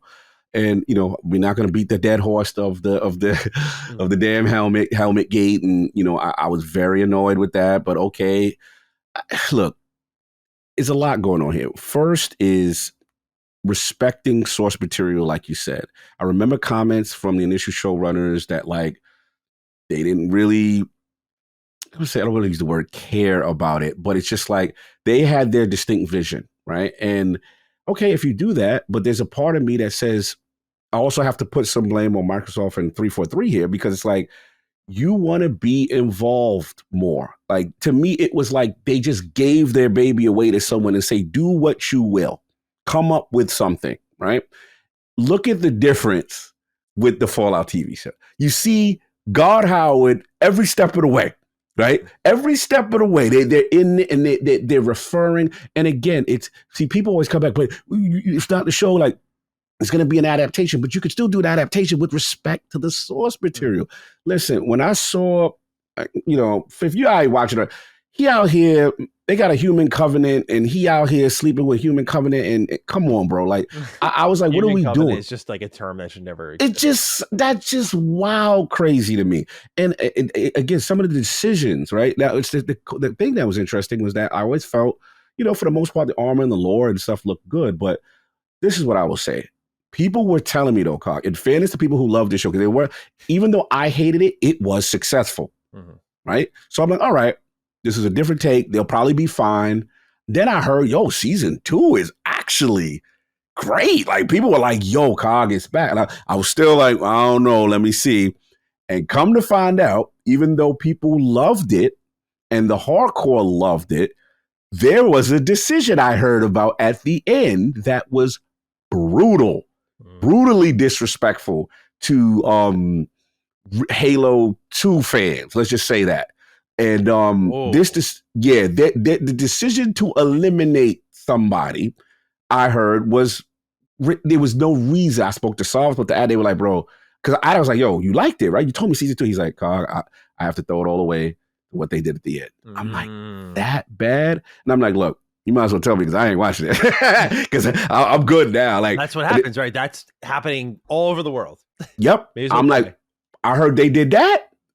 Word. I'm good. Yeah. Oh, you wanted to know? You said you wanted to know what it was? No, don't tell me. I'm just no, I'm not going to tell you.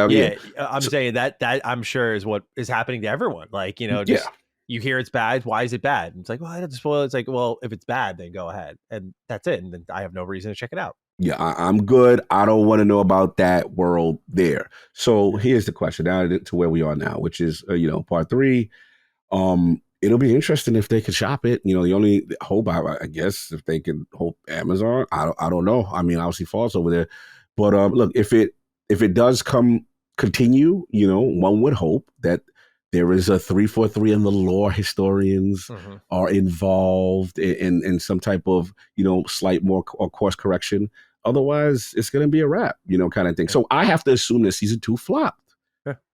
Yeah, why would you cancel it? Like that we just got to be real about it. And last point I'll say, I know this is ad nauseum and what we call them the cuddly Halo guys, whatever. But this is what we're talking about. Like the Halo TV series to me was birthed during a time of the regime going through what they were going through, right? And these things don't happen to look at Mario and look at Sonic and look at Last of Us and look at Fallout. And we got tangible evidence now, right? We have evidence of what care and appreciation of your IP can do. Yeah. And I have to call Xbox to court on this. That what has happened to Halo, this is another example of it. It's just now that we're here now, this should never have happened. It just can't. And we can't make excuses. I'm not making excuses for it. I didn't like the first one and I said they didn't respect it. I'm still standing on it. And now for the people who loved it, clearly the rest of the world didn't love it enough after season 2. Yep. Clearly something was that you don't get rid of your top performing show just because, like, something, the numbers probably came back. The allure of it, I'm assuming, wore off. Maybe hopefully I'm wrong. And hopefully it is something else, and hopefully they get another season. But for me, it was not something I was interested in. I want them to do better. And, if it gets rebooted with respect, then I'll watch. Well, one thing we can watch, Cog, is Halo Combat Devolved. Again, just emphasize that here. This is interesting. I didn't know about this. Want to put it on people's radar. Just a quick one here. I saw Mint Blitz, who's a Australian Halo YouTuber, posted this, and it is a 8-bit demake, if you will, of Halo Combat Evolved, which is like my favorite Halo game, and it's made using GB Studio. And it actually looks kind of cool. The first 2 levels are available for people to download and check out. So it's the Pillar of Autumn and Halo. You can check both those out.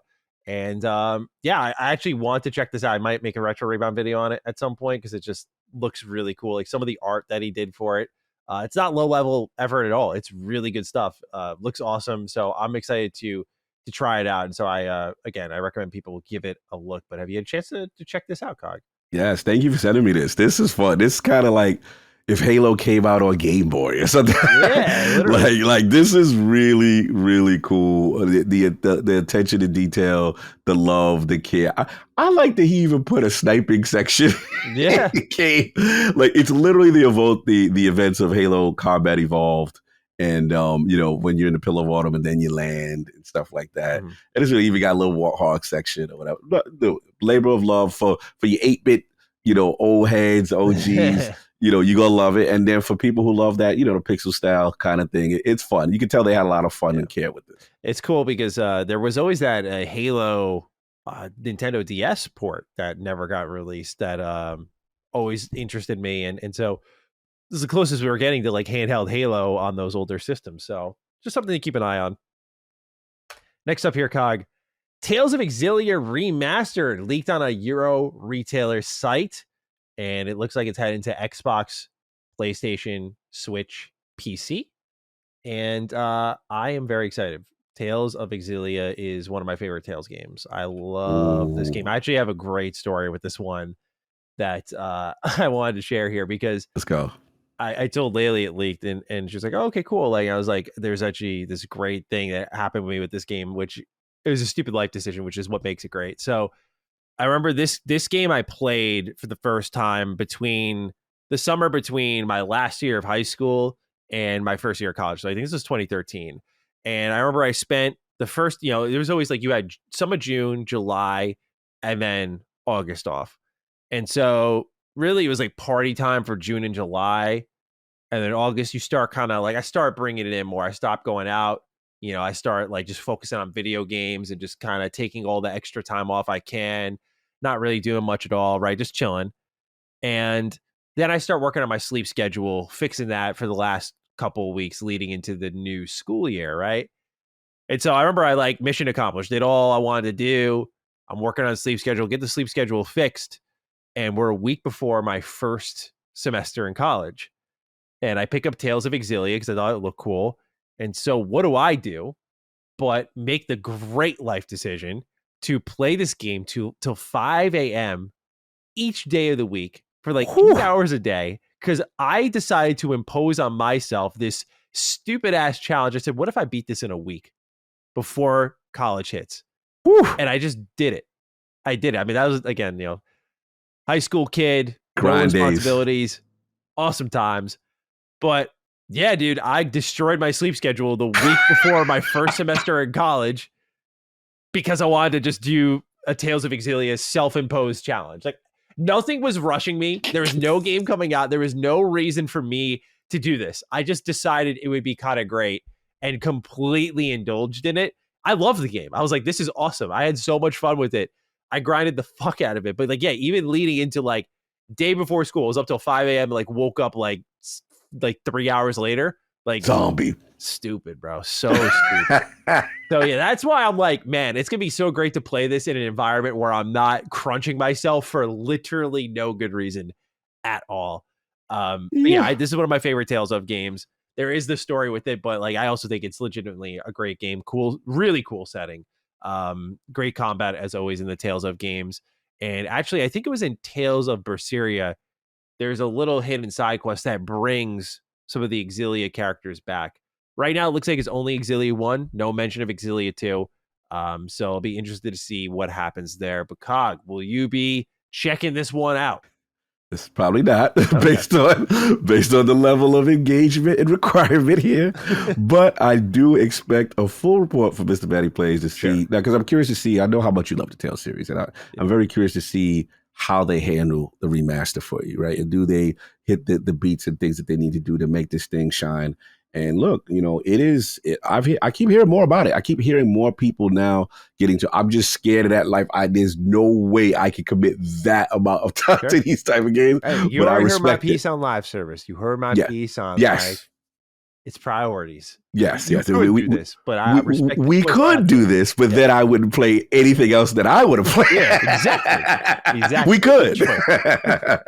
Yeah, there are some concerns about the remaster because Symphonia HD was it was 30 frames and the GameCube version was 60, and so a lot of people were like against what the HD re-release of Symphonia Chronicles. I have Symphonia Chronicles on PS3, so that has both Symphonia games, and then there was Tales of Symphonia HD, which I think was just the first one, and that was also 30 frames. And so a lot of people were really disappointed with the HD remaster. So the question is, will Bandai kind of pony up and make this run at 60 frames? What are they going to do to improve Xillia at all?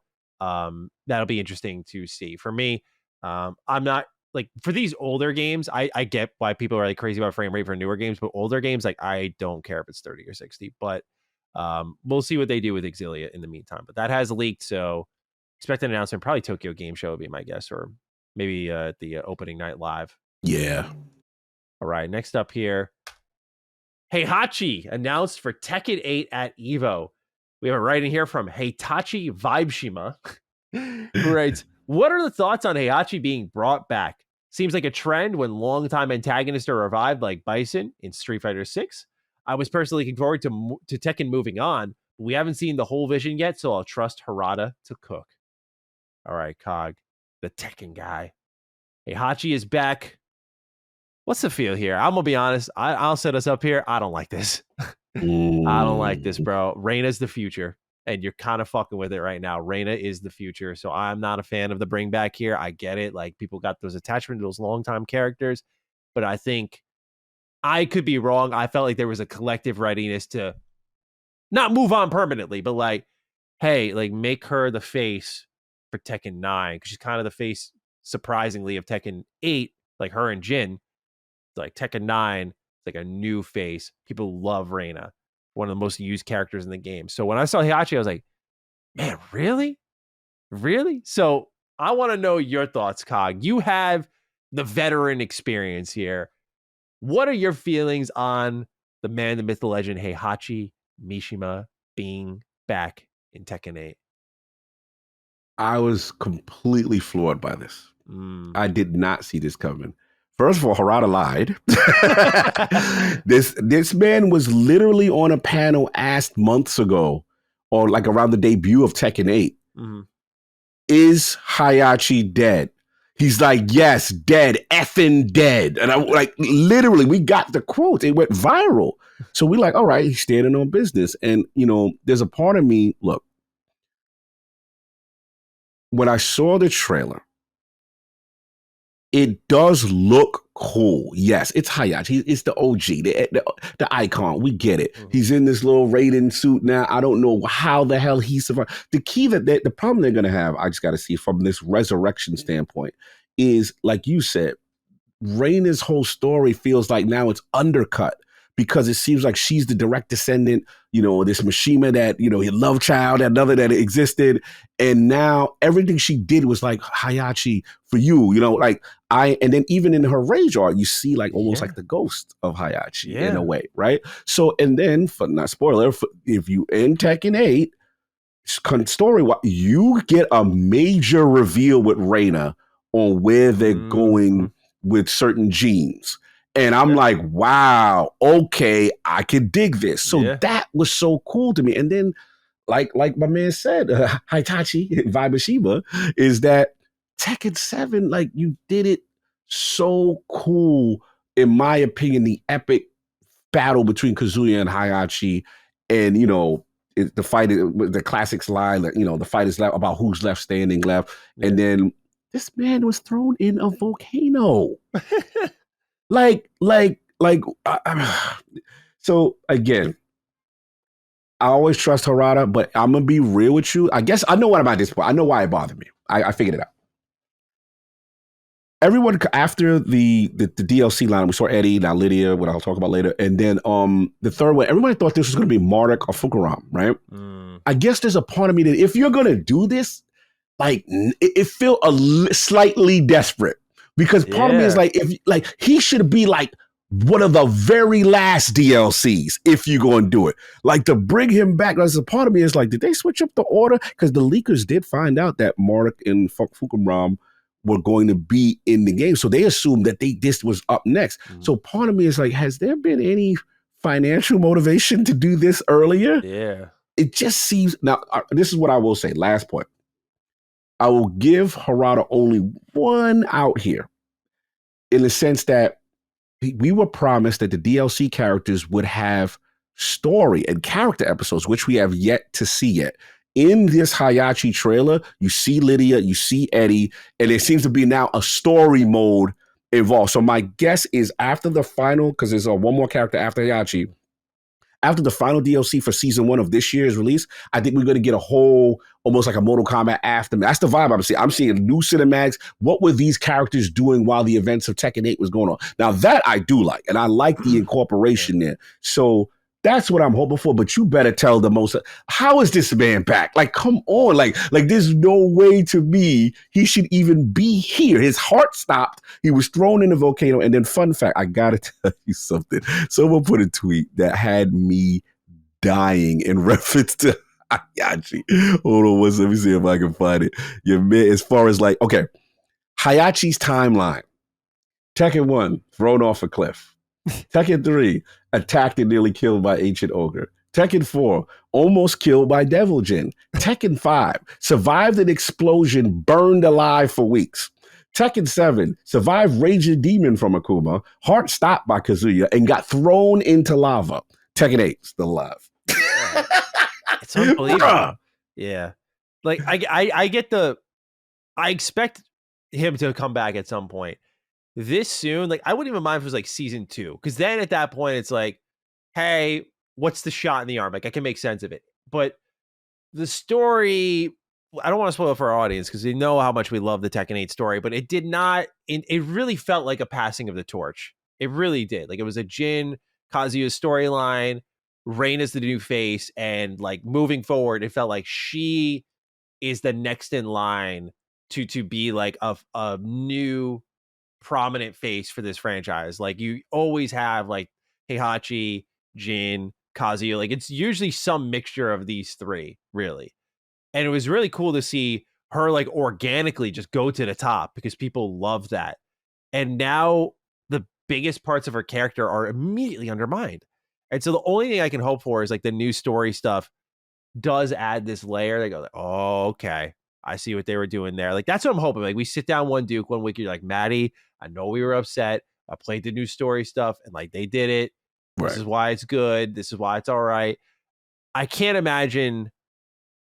I'm mixed on this. I don't, because with the cinematics and everything, this had to be the plan for a while, right? They do this. Like, this had to be the plan. So, like, to set it up the way they did and immediately do this, like, okay, you got my attention. Like, you know, you already had my attention, but like, what is this plan then? Yes. Now I'm very curious. Like, does Reina finish the job? Like, would that be cool? But then it's like this motherfucker dies again.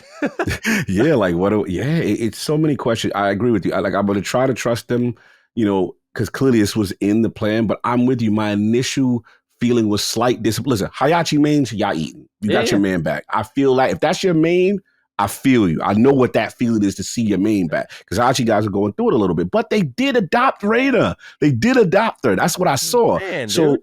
That's why I'm with you, man. There's a part of me that's like, man, did y'all jump the shark just for the cash grab? Like, you know what I mean? There's a part of me that's like, did you? Because the Reina character specifically, I really don't want that undermined. So we'll see. I'm gonna try to give them faith here with this, and then I'll talk about, you know, when we get to what I'm playing, you know, about, you know, Lydia and stuff like that. But yeah, surprising. Did not see this coming at all. Yeah, I'll be curious to see because there's no doubt that at some point, I don't know if it'll be this season, but there's got to be a guest character, right? Yeah. There's got to be a guest character. Like yeah, absolutely. Negan, they had Noctis. Like, they have really interesting guest characters. We just saw Guilty Gear Strive is bringing Lucy to the game from Cyberpunk Edge Runners next year. I'm like, that's fucking awesome, dude. Like, what a cool pick. So I'm curious if they do have a guest character up their sleeves. And I imagine that guest character would not be like woven into the story. And I think that can kind of depict like, was this a cash grab or not? Like, what's going on here? But since it's got cinematics attached to it, I'm like, I think this was always the plan.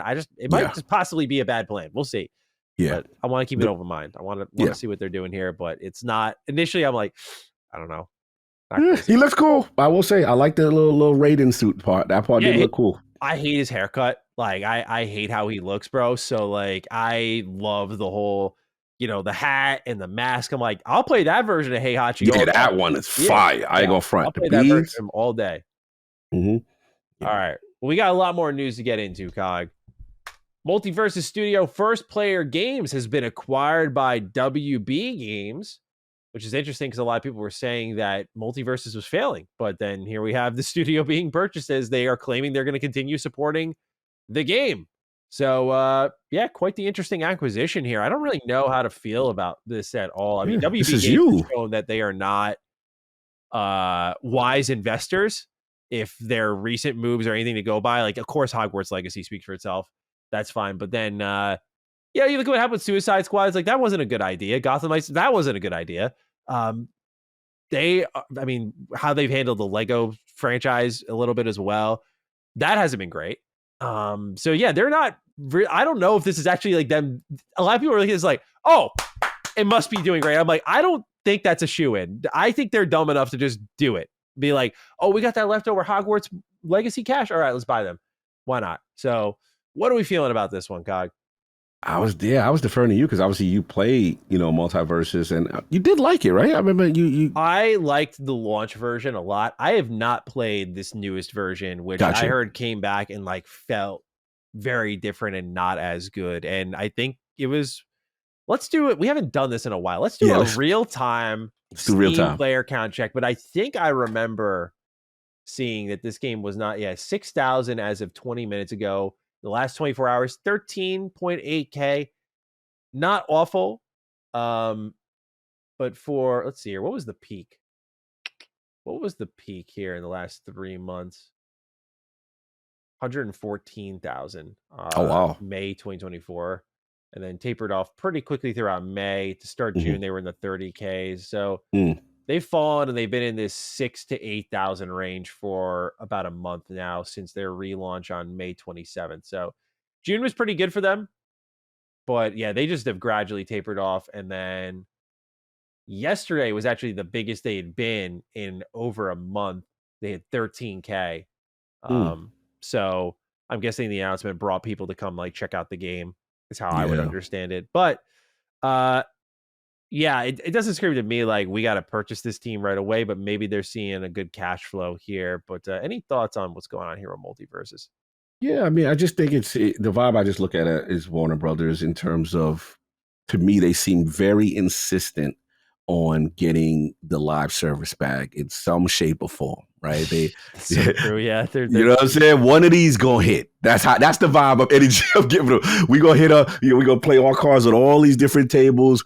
And I think they're trying to attach themselves clearly to multiverses and see something there. Maybe it's like, hey, you get that Smash thing going, you know what I'm saying? So it's like that's the vibe. It does feel a bit corporate stakeholdery, and we need one of these to work, because Yes. even though the fans want traditional Arkham and traditional single player, we need this engagement. So yeah, this is what it seems like. But hopefully, they do well. I mean, I did remember you saying at the foundational level there was some fun there, right, in the beginning. I remember you kind of Yeah, liking no, it. dude. Yeah, Oh, bro, big fan of what they were doing. I was like, I don't know if you remember, I said on the show that I was like, this might be the true competitor to Smash next to like Nick All Star Brawl. Like, this is the one that could rival it in the terms of IP and pull. right.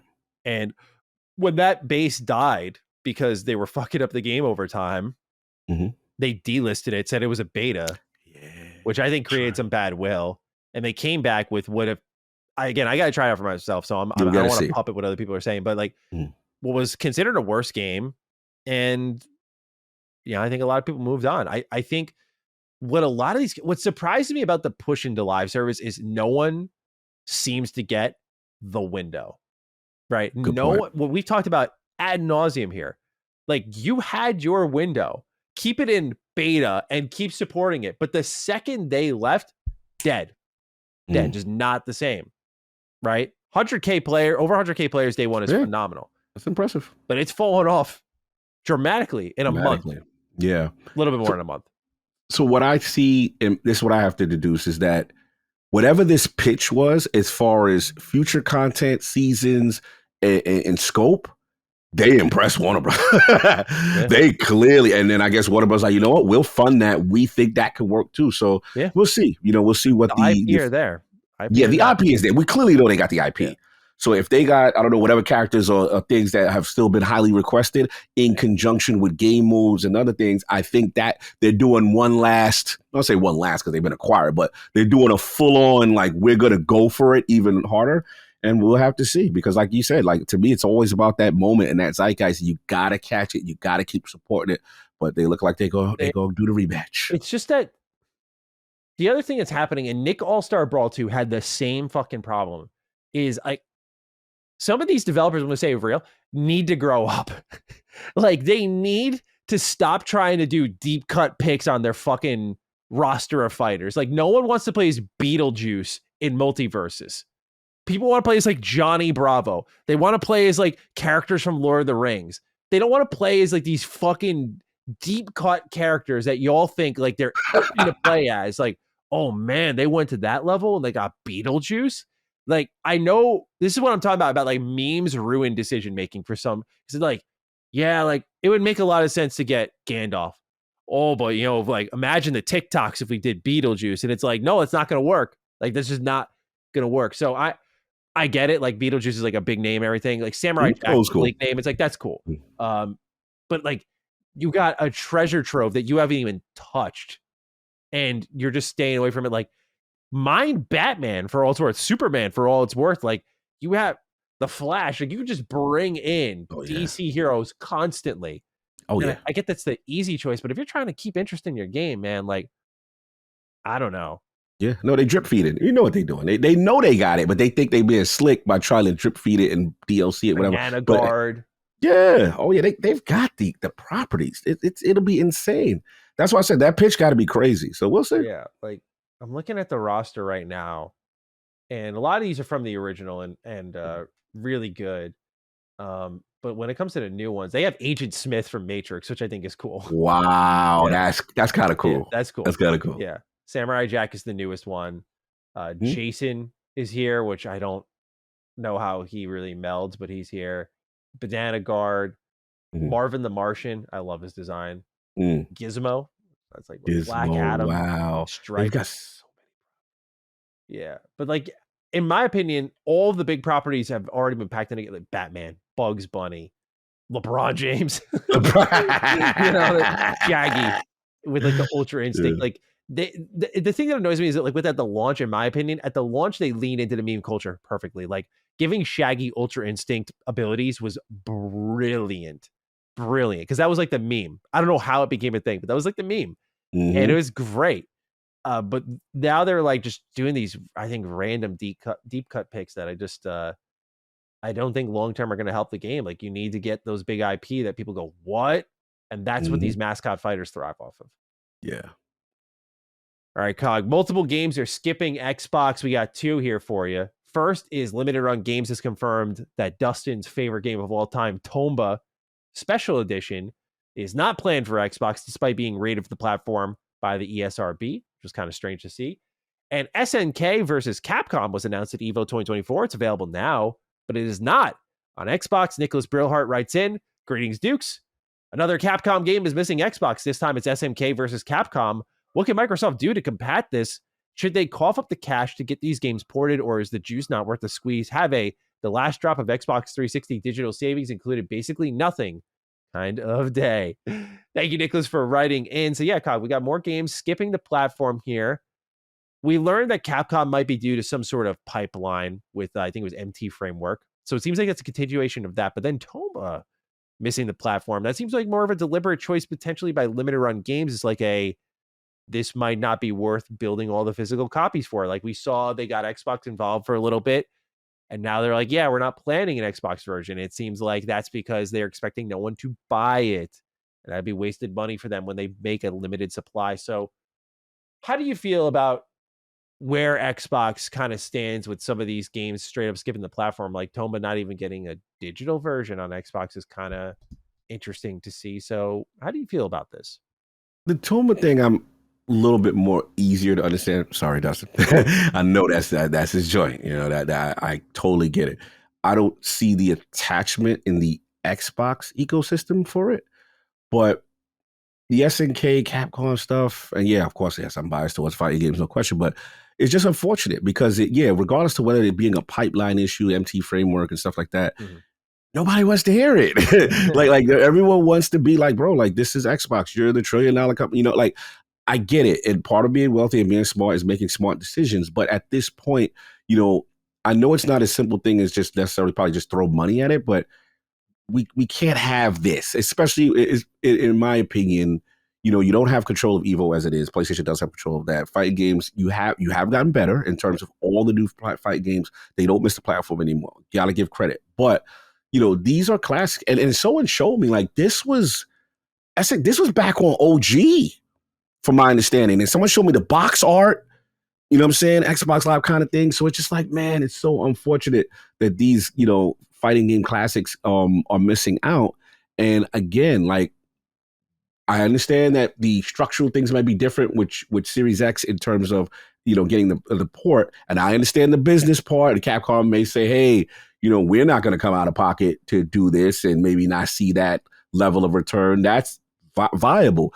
To me, it's just, this is where I'm hoping that the gaming sensibilities of the executives and Xbox leadership understand that the optics of these missing particularly are not good, and these is worth those investments still doing. I know they're not net profit and super whatever, but sometimes you have to make gaming sensibility sacrifices to help your overall brand perception.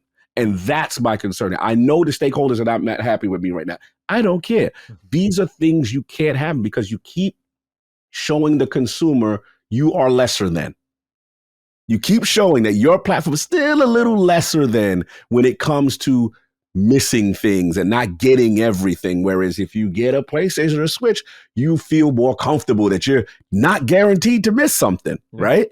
And let's be honest, with the narrative that they put out about 4 games going over, some in those ecosystems like, well, hey, why do I need to get your console? Because I may eventually get your games anywhere. These are how these narratives start. I'm going to tell you a fun fact. This has nothing to do with this, but this is how far I know the brand. I went back to the hood, South Bronx, go see the family, right?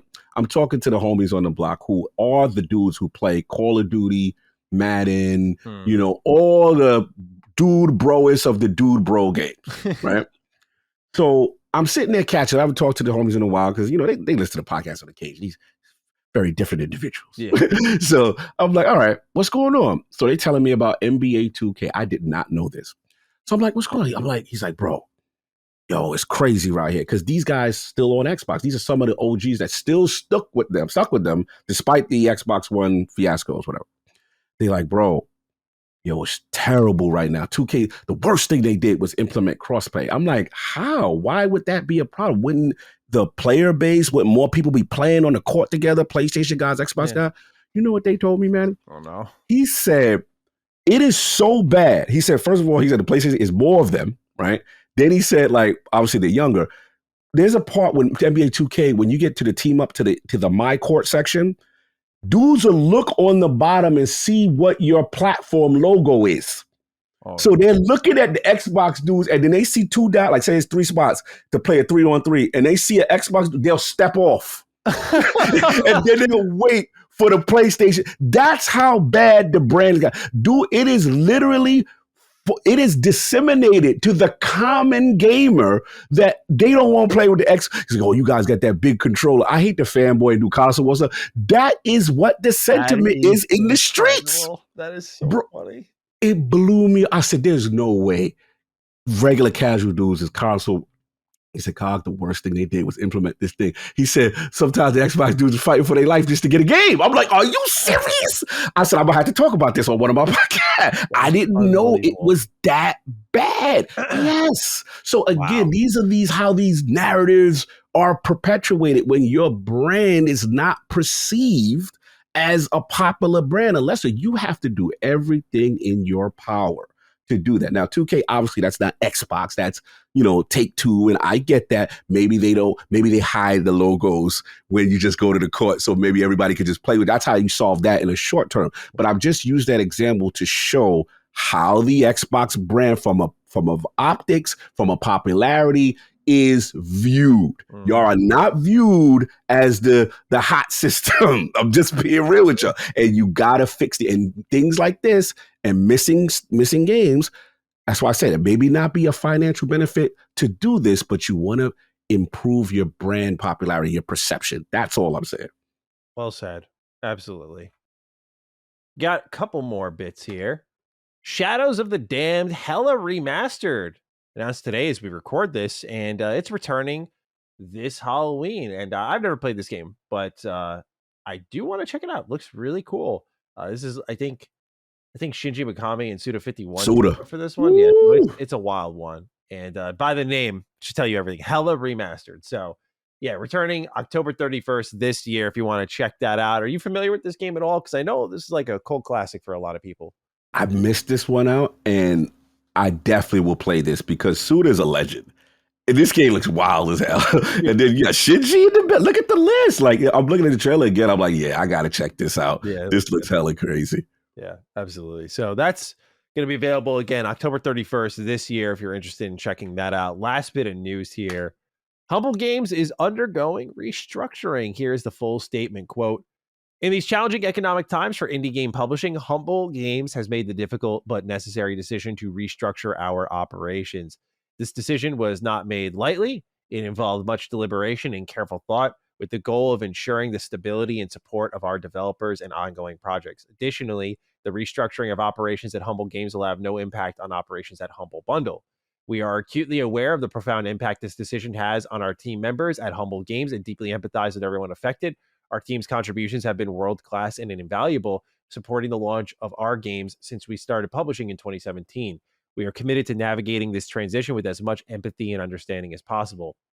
Supporting our development partners and assisting former team members remains our top priority. We are committed to making this transition as smooth as possible for everyone involved. Thank you for your support and compassion during this challenging period. It is deeply appreciated. End quote. Astro Parrot King has to write in, hi, brothers. Insider Gaming has reported that Humble Games has laid off its entire staff. I will get straight to the point. Why would anyone want to join this industry? The quality of new releases usually sucks. It's hard to get a job, especially when companies don't want to hire you because you're overqualified. And once you get a job, you probably just get fired. Is there something I'm missing here? What is happening? Am I missing some perspective? If I had a game company, I'd hire COG type of day. Astro Parrot, he's the homie. Sure. A lot of love with that one. I respect you, brother, and you definitely were listening last week, and I appreciate you. Definitely respect that because there's a lot more context that was given. I gave for that story that I didn't want to share for certain reasons, but I gave him the bars. But no, I'll jump. I'm sorry, not to. No, you're good. Go for it. You set me up. This is unfortunate, man. Yeah. This is tough. Humble Games, bro. Like, damn, what they brought a lot of stuff to Game Pass. Talk about it, right? Yeah. Give me some. I'm trying to remember which. They did a bunch of funny, ironically, bundles. They did. Let's see, Humble Games Game Pass, because I remember they were like leading headlines with like dropping. It was like 6 games at once. Yeah, 7 games coming to Game Pass day one, and this is on the Humble Games website. And it was Midnight Fight Express, Proteus, that was Scars, Infinite Guitars, Signalis. That was your joint. Yeah. Midnight was holding me down when we didn't have Sifu. Here's another set of them. They have some good shit. I didn't realize this because you'll recognize one name here. I just talked about it. Is if you're a Game Pass member, you can also delve into the world of experiences from Humble Games right now, including Chinatown Detective Agency, Archvale, Next Space Rebels, and Unpacking, as well as Unsighted. So they did Unsighted too. Yeah, that's a real shame, dude. How far reaching their indie label was. What's kind of scary to read is they're defining it as a challenging time for indie game publishing. I'm like, well, what led you there? Was it doing too much? Was because when they did Game Pass, like they did not arrive one at a time. They arrived like in huge swings. Like we're here with 8 games, boom, in Game Pass. They were big believers in Game Pass though, but all their stuff was going in there. So it's an interesting time for all game publishing. Is like we continue to see restructuring. It's heartbreaking for sure, especially on the indie side of things, because that's like, again, I think the creative lifeblood of the industry. So we must protect it. Yeah, this is so sad. Like, again, it shows you the volatility. It shows you like, why would anybody want to be in this industry when there's no protections, and just like that, you're out of here. But yeah, this is super unfortunate. You know what you want to do is like we were talking about this story of the gentleman who worked on Cuphead, and what you want to create with the industry is like, not, I left my job to go make this game and pretty much risked it all, but like create an industry. And I'm thinking a little more idealistic and optimistic, but bear with me, is like create a world where the industry isn't this like, it's a fucking risk to get in here, man.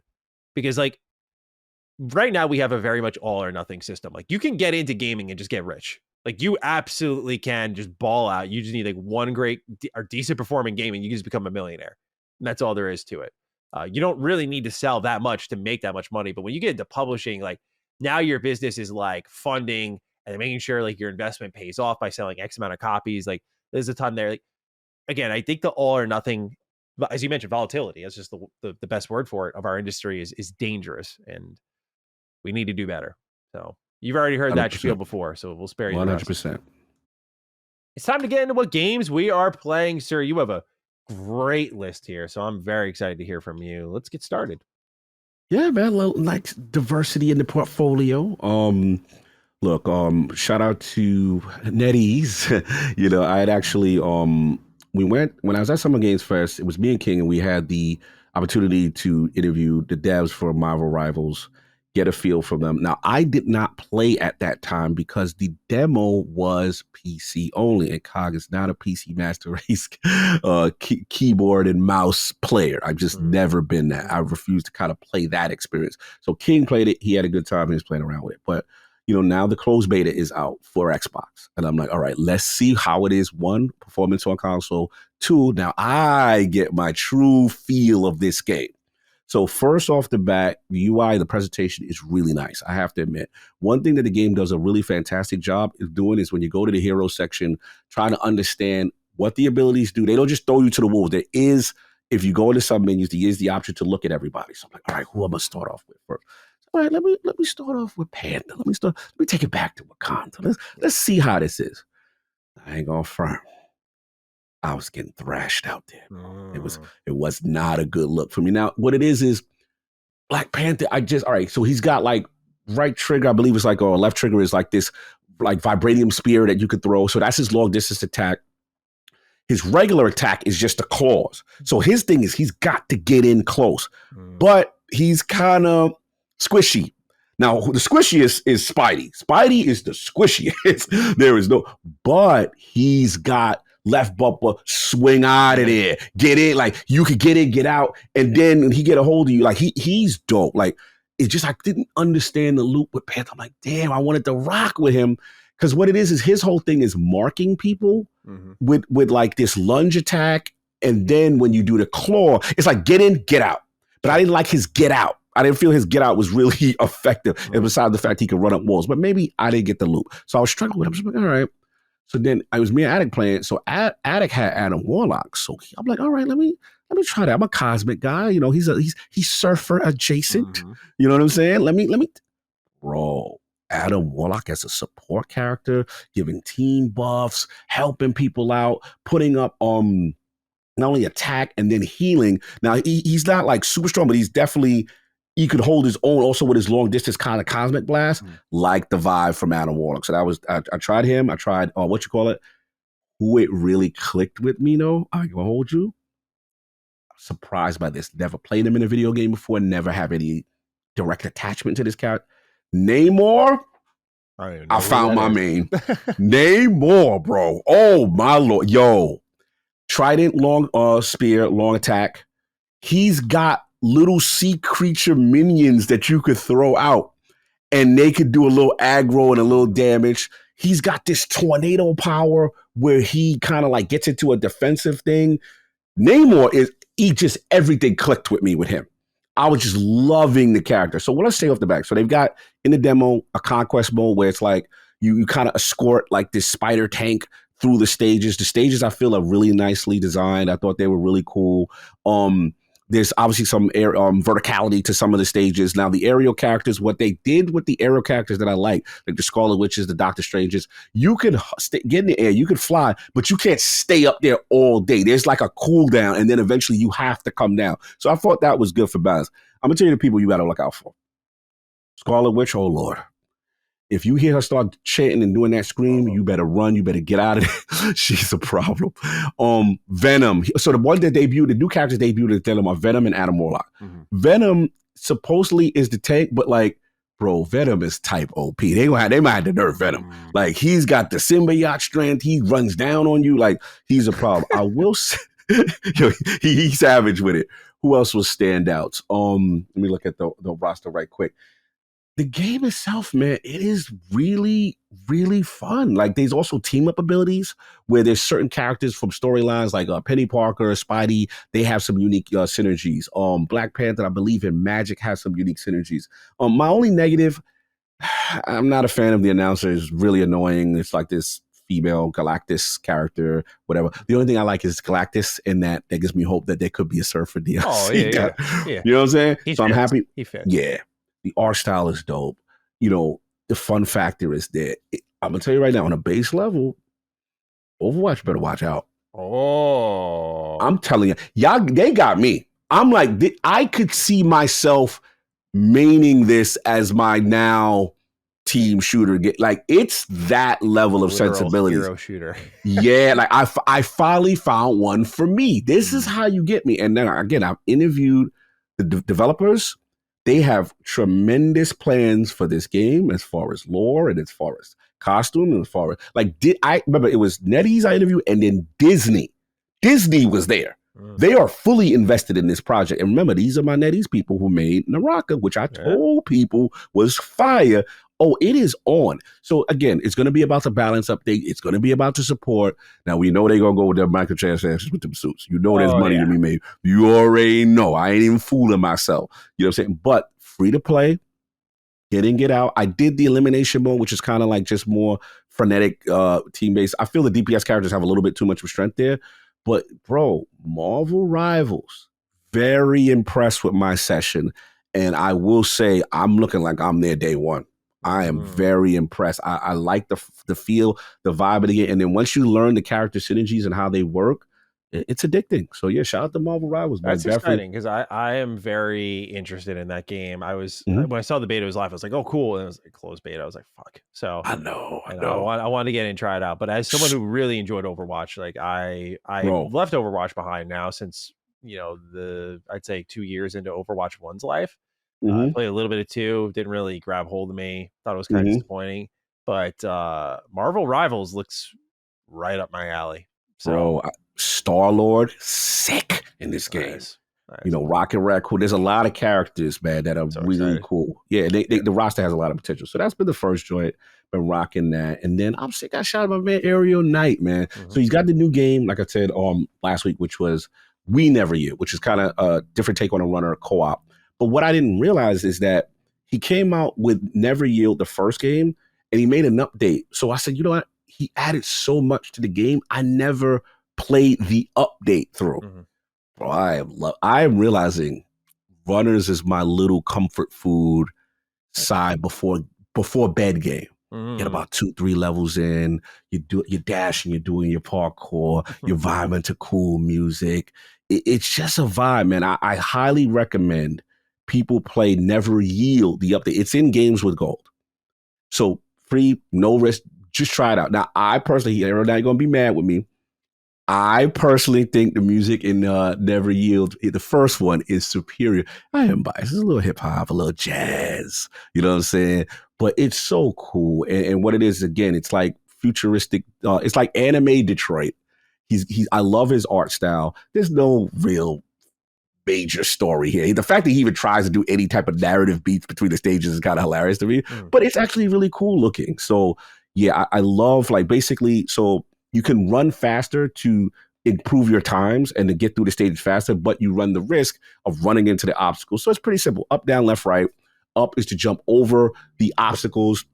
Left is kind of like the smooth parkour between the middle of obstacles.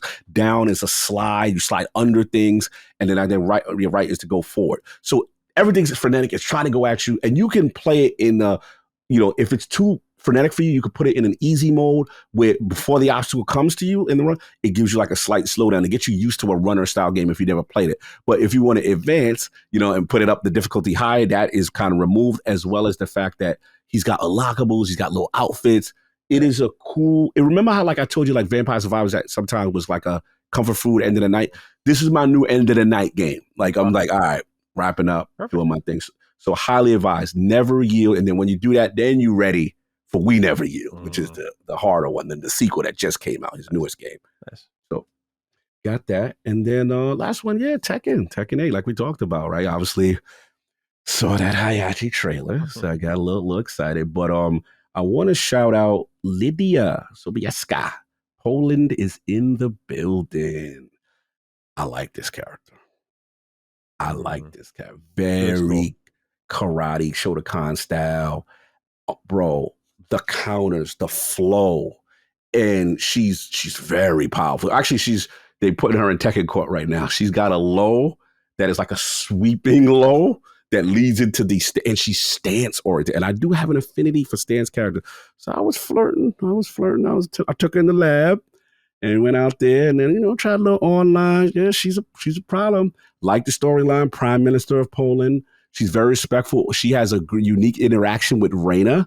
Reina like tries to do a dirty tactic at the start of the intro, and she kind of like stops her. Was like, "Oh, you's a dirty fighter. Okay, I got no respect for anyone who takes sneak blow." So yeah, she's dope. I will say this. Yeah, I know I'll be on my health as well for my music. Yeah. Her stage, that beach stage, bro, they got a club banger with this stage music. Bro, this is some ill techno joint. It is sick. Bro, I was rocking that joint on the treadmill. I was like, yo, this is, I'm like, when they gonna add this to the soundtrack? I'm listening to the YouTube version of it because I was just rocking it. Bro, that I forgot what it's called, poolside, seaside something. That is a vibe. Like, that's a club banger. I can see, trust me, you got to listen to this joint, man. I'm telling you, put that in there, see what's going on. Put Lydia Tekken 8, poolside or seaside, whatever the name of that stage is, and tell me or not if your head is not knocking. That thing is bro, it's up there already. So yeah, cool. Shout out to the main menu with her too. She looks sick.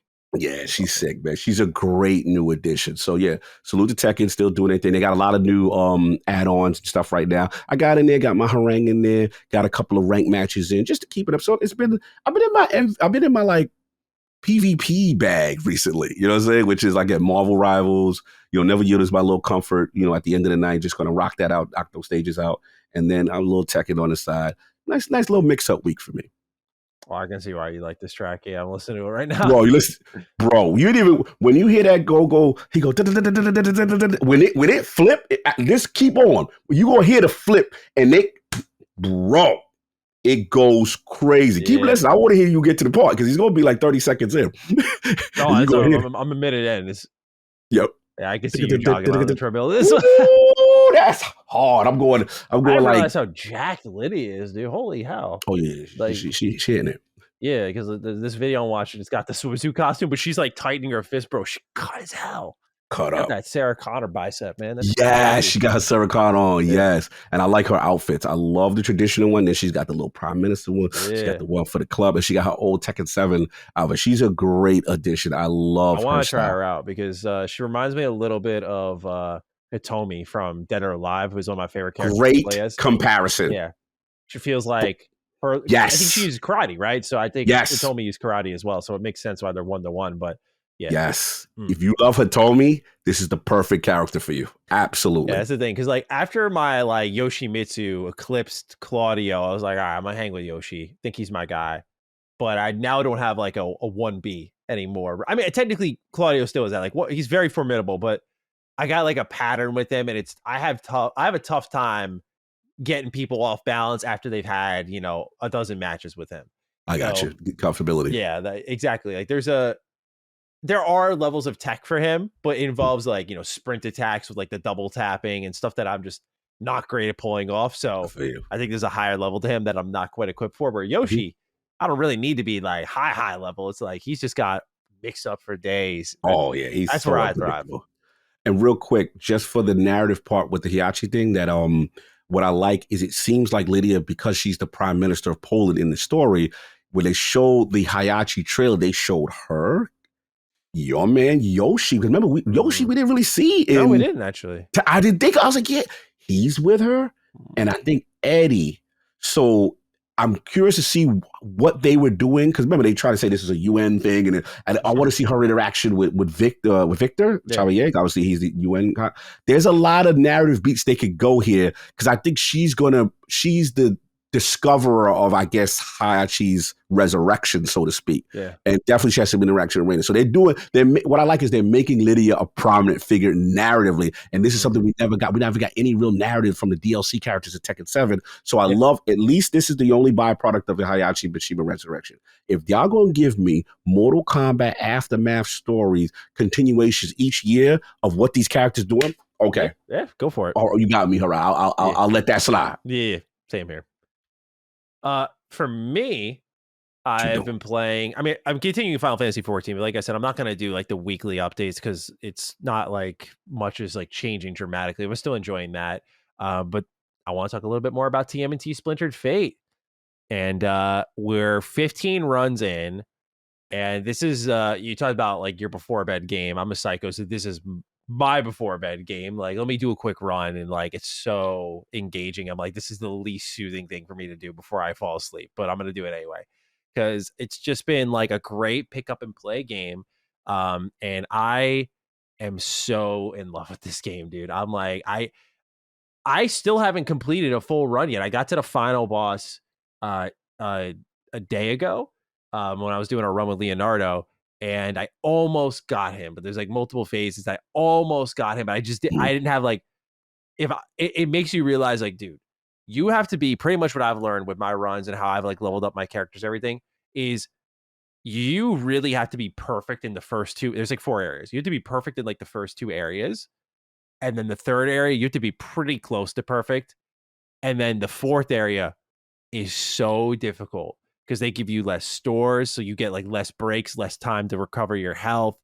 They literally have you go through like a gauntlet of tough fights and mini bosses, and you get like one stop at the store. Oh, you're all restored.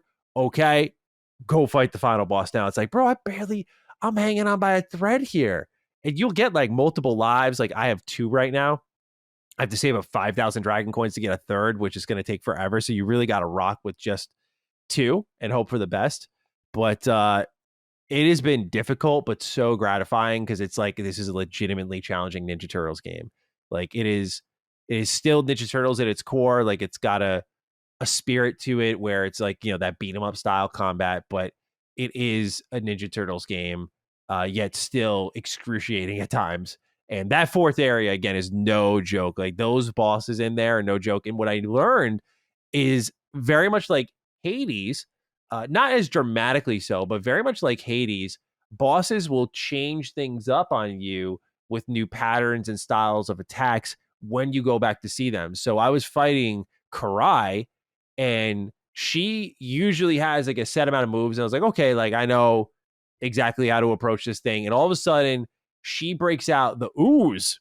And now she's littering the stage with like AoE status effects and immediately gets way harder. The interesting part about this game I've recognized is how the difficulty scales based on how your run is going. So there were times I'm like, yo, I'm flying through this run. They're like, okay, we see you're doing pretty well here. So in the middle of like the dock stage, they're going to drop in like 3 heavily armored enemies to fight against, which typically aren't there by this point in the run if you're kind of coasting along.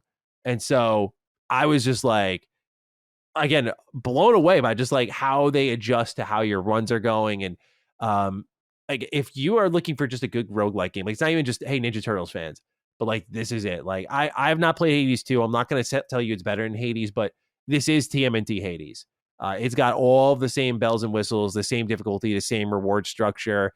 If I had anything to critique yet, I do wish that the story can the story keeps moving forward every step of the way, but there are a lot of runs that like once you finish them, like even if you die, you get deep, like you'll get back to the lair, and it's not like there's an updated conversation or anything. Like that starts to taper off a little bit as you get Okay. into those deeper runs until you beat it, and then I'm assuming there's more dialogue afterwards. That's just a guess.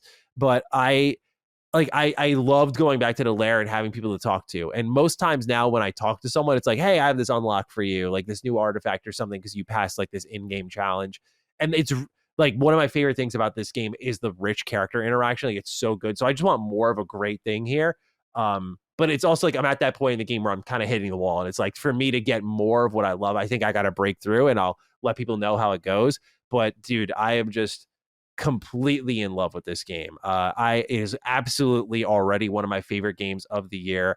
Of course, the Ninja Turtles plays a factor in it being that great to me, but it just helps that it's legitimately like an extremely remarkable game.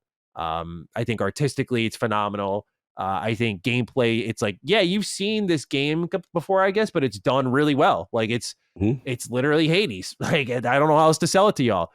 It really Oh. is. The turtles play very differently, and I've realized the nuance there is really good. Like Leonardo's kind of been my favorite to play as. Like he's got the Master Strike, which is when he finishes a combo, he does a burst of damage, and so that's like really good because if you build as you're going through these levels in these rooms and you're buying upgrades for your characters, like you can really do some serious damage when you finish your character. It'll be like, you're kind of scratching them 1-2, and then you swing again, and it's boom.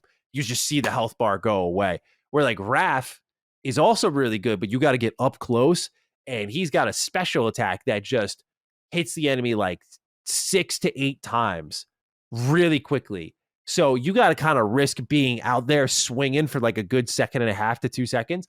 But once you're done swinging, if you have like high crit chance, which he's built in with, plus like your upgrades, you will erase, you will delete people. Donatello, great range, comes built in with a tool though that gives you temporary invulnerability when you activate it. So if you're really smart with it, he's not the most combat savvy, even in my experience with like upgrades.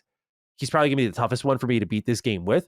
But bro, that tool will save your ass so many times. Michelangelo has speed. So he'll get in and out quick. Like he'll get in, whap, whap, whap, whap, whap, out.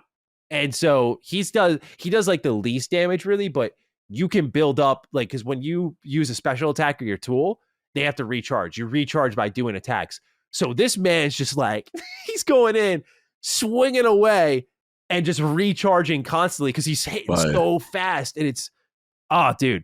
And so that nuance has been more appreciated for me over time because I'm like, wow, like people look at it and be like, oh, but Hades got more weapons. But I'm like, these characters all start differently. Obviously, you'll build them out differently each run, but they start differently. They feel differently at different range, speed, built-in buffs. Like Raph will always be a crit-based character. Like if you want to build Raph right, you got to go crit. Leonardo will always be Master Strike. And so you have to kind of build around these, but they all have different range and speed of attacks. So, dude, just phenomenal game thus far. Really loving it. And I can see myself this is the longest I've hung with a Ninja Turtles game. Like even as much as I loved Shredder's Revenge, like I beat it like 10 times because it's such a short game. I was like, all right, time to move on. But this, bro, I'm just like, give me more. Like I'm happy to be here. I'm loving it. I can see I'm gonna be here for a while. So I'm excited for that. This just should be an easy 20, 30 hours for me. So really loving it. And I'm so excited to come back here, hopefully by the next episode, and tell everyone like what changes when you actually complete a run. So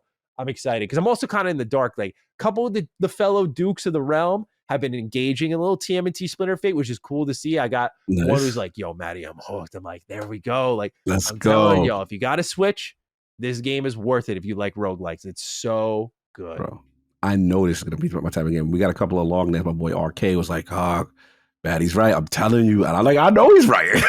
I can see it. I was like, this game looked fire. So good. Like, it really makes you rethink what's on the Apple Arcade. So I'm pumped already for Fantasian because it's coming from Hironobu Sakaguchi. But then there's that Sonic kind of open world game on Apple Arcade. I'm like, I saw that and I remember laughing at it, making fun of it on the show. I'm like, well, you know what? If like this gem was locked off there, what's going on? What else is going on? It's kind of like a low key, like, I kind of want to see what's going on in the Apple Arcade now.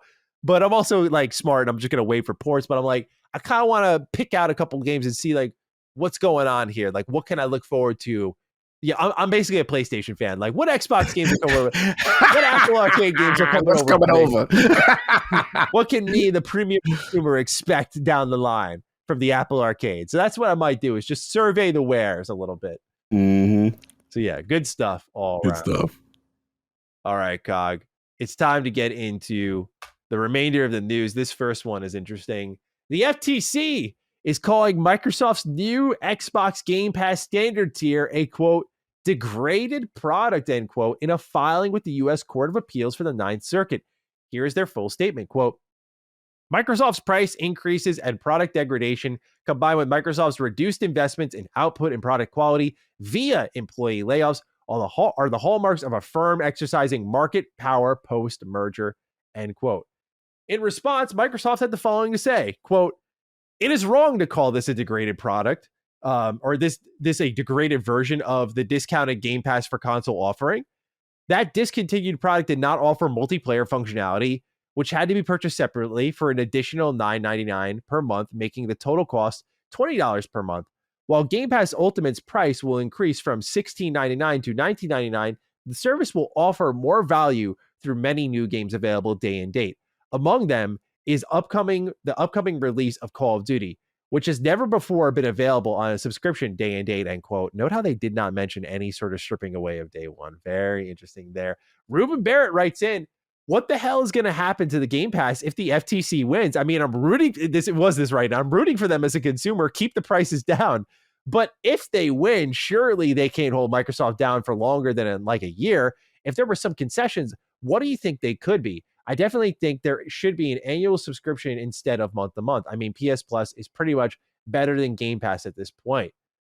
So, Cog, I don't really agree, Ruben, by the way, but love you, Ruben. I don't agree with that statement, but I love you. Yeah, PS Plus is definitely like not going to. In some ways, it's getting better, but better, I disagree. Now, with that, Cog, FTC's rearing its head this time in our favor.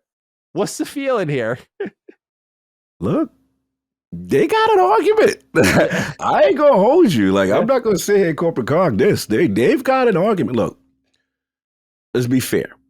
On the FTC side, they can sit there and say the promise of Game Pass was day and date games, right? So you want to say to the letter of the law, what is it? The console version of it now no longer offers this unless you're in Ultimate, right? So again, I don't know what's the legal success rate of that, but that is accurate, right? They do have the console guy provided. Again, this is not, we're not talking about the guys who were already grandfathered in. They're going to transform into and still they're going to still keep their day and date thing. But new users, right, who jump into the service will not have that option if they're in the middle tier to have day and date. It's that, later date stuff, right? And the removal of the day one stuff is this. So they're going to fight hard for that. I think it's a fair argument. I'm not going to sit here and say it's not. Now, Microsoft is going to say, okay, yeah, but the original day and date console tier didn't have multiplayer, right? And they're going to say this is now all tiers. One thing I have to give them, all tiers have multiplayer baked in. They're going to say that one. Two, I think they don't have a strong argument against the removal of day and date, I'm just going to be honest. But where they do have an argument, in my opinion, is they could say, look, the whole basis of you fighting us wasn't necessarily this. The whole basis of you fighting us was you saying that us having Call of Duty in the service would make competition completely, irrelevant, that they wouldn't be able to compete. And you also said cloud would be too dominant and a monopoly in that space. So the FTC could come back and say, hey, but you said you wasn't raising the prices. So it's interesting. This is one of those ones we may have to hit up got to get a chance to talk to him and see what the realistic chances are. The vibe I'm getting, again, I haven't spoken to him yet or whatever, but is that this may be still harder for them to prove, the FTC, and that Microsoft could easily refute this and then use inflation and use, the ultimate tier and stuff like that. But I will admit, as a consumer, I do think they do have a point. I'm not going to sit there and act like the FTC is complete. Like the last time I was like, bro, y'all out of pocket, acting like the third place market as far as console gaming is going to, completely eradicate the competition. The only thing I gave FTC during the initial hearings was I did say, hey, cloud, I could see that argument, right? You could be so dominant in that space that it would be very hard that people compete. Sure. But to sit there and say third place Xbox by having this, which allows them to compete, is going to be like, nah, fam. Now don't waste my taxpayer dollars for that foolishness, in my humble opinion. But this is going to be interesting. I'm curious. What do you think? I agree with you. I think they got a case. In a sense, I don't know if it'll go anywhere, because what we learned in our coverage of like FTC and Xbox is just that anything that feels like a safe assumption is probably not that, right? So while it looks like, they got something here, like I think Xbox could refute this and be like, I know they're talking about Game Pass here, but they could be like, look, we're not destabilizing competition. We're bringing games over to PlayStation. Like we just brought 4 over and we publicly committed in June. We're going to do more of that. So we're going to do that. Now, you mentioning that the price changes and them claiming that wasn't going to happen is the interesting thing here, because a lot of their argument is hinging on like, hey, you're stripping value away from a tier. It's a degraded version of that. And you've increased the prices in some places. Now, I think Xbox could battle back and be like, well, we're giving more value by putting these Activision Blizzard games in there. But at the same time, you have gone on public record, not in like a little interview with like, fucking The Verge or something, but like in the court of law saying we will not increase the prices. 2023, last year, you said that. I think it was May or March. You said that. I think it was to the CMA. So it is there in writing on a public official level. I don't know how far that goes, where, again, you mentioned inflation. They could cite that and be like, yeah, well, we weren't going to. But if you look at the economic reality here and what, Look at our competitors and yeah, all that again, other. I think that's where you got to read really closely into like what the executives are saying. Like, for example, I know we're seeing it everywhere, where like Phil's words have always been like, I've got to create a stable business. It's like, dude, you're owned by Microsoft. And I get it to an extent, but like, you guys are the definition of a stable fucking business right now. But I get it, right? But when you see those sort of talking points being put forward with the FTC looming, it creates a new perspective on that sort of stuff. I'm like a stable business, so that you can go back and be like, well, look, like this is, because again, I think about the Redfall situation where I think there was a lot of laying on the back and just taking the shots, because the reality is like, this is going to help them get the deal across the line a little bit more if they look a little more defenseless, a little more like, yeah, man, like we're not really delivering top tier stuff. Not that they galaxy brain, like Redfall just sucked, but like you get my point, that I think there was a little bit of FTC talking points in Phil's direct response to Redfall. And then I look at things like what he was saying after the acquisition was done. And I think a lot of us were just ready to wash our hands of it, myself included, by the way. But with the FTC rearing their head so quickly after these changes happened, I'm like, so I think Xbox, clearly people who are better in the know would have likely advised like, hey, keep your nose clean, that sort of thing. So they're putting the Call of Duty beta to Game Pass members as well, not any specific tier. So I think that the FTC would have a tough fight here from what we have learned in covering them. I wouldn't say it's impossible, Right. but I feel like Xbox ultimately, I think, is going to remain unscathed from this. And if they have to concede anything to Ruben's write-in, I imagine it would, based on where they're focusing, it would be some sort of evening of the playing field with this standard tier and what exactly it includes. Now, the best case scenario would be to have Xbox publicly disclose when day one games are going to hit the service for that. Like, you have to lay that out. You cannot keep that ambiguous, which I would agree with. Like, I think it's bullshit to hear that through a rumor, by the way. Like, yeah, 6 to 12 months, sometimes not at all. Like, you can case by case basis us all the times with exclusives. We're just used to it. But Game Pass now, like, you might get South of Midnight. You might get Avowed in like a year. If not, like, I don't know what to tell you, bro. Like, that sucks, dude. That sucks. Like, I get it that that's not where most of the subscribers are. I know we've already talked about like 70% are in Ultimate, but like we got to keep it real with ourselves a little bit and say like, Xbox is not doing a good job of communicating, and like this is a perfect example of that. And I get it, because as I said last week, like they benefit from this lack of communication. So if the FTC could even squeeze that out of them, that's a win in my book. Just knowing when day one games are going to hit that standard tier. Let people make an educated consuming decision. I think, again, the reality is a lot of people might sit in that $15 pocket and go up to 20 when new games hit. Or some people might sit in 20 for this holiday period. If nothing's coming out at the top of the year, cancel it. Come back when there's more. Maybe that's how it'll go, just in and out. We'll see. Some people might subscribe and just say forget about it. But very interested to see how far the FTC gets. I think they have a case here to at least present something. Like other times where they were kind of kicking and scratching, we were like, shut up. But this time, I do think they got a little something. And hopefully, for the benefit of the consumer, hopefully they get somewhere with it, because quite frankly, like it benefits us all. So I would like to see more value get packed into the standard tier, because that's where a lot of the problems lie. Like a lot of people are like, yeah, Ultimate can go up in price. Like Ultimate's always been great, but now standard losing that much value in day one and being in the $15 range, which is like right next to where Ultimate used to be, tougher pill to swallow, I think. Yeah. So I would like to see some more value stuck into that, and we'll see if they can pull that off. Yeah, it'll be very interesting, especially Microsoft's lawyers. That'll be interesting. Yeah. Get ready for another whirlwind of fun comments. We'll see if this dominates the news cycle as you already know how it goes. All right, number 2 here. Xbox's EMEA, Europe, Middle East, Asia, marketing director Michael Flatt was quite straightforward in a recent interview with Marketing Week about where Xbox stands in the market. And here's what he had to say, quote, "From a funding point of view, we need to work really hard against our competition. They're blessed, PlayStation, with marketing funds that we're just not able to enjoy. But that's totally fine. We adopt what I would call a more fiscally responsible approach to media investments. We're not blessed with huge media budgets, so we have to be quite scrappy, really, and quite tenacious to fight for funds that would probably go somewhere else," end quote. Angel De Jesus writes in, "Hello, Dukes of Definition. Can Microsoft personnel stop talking? Late last week, there was a marketing exec who stated that they didn't have the budget to compete with Sony. How did they not realize this would come off considering how much they spent on ABK and Bethesda the past few years?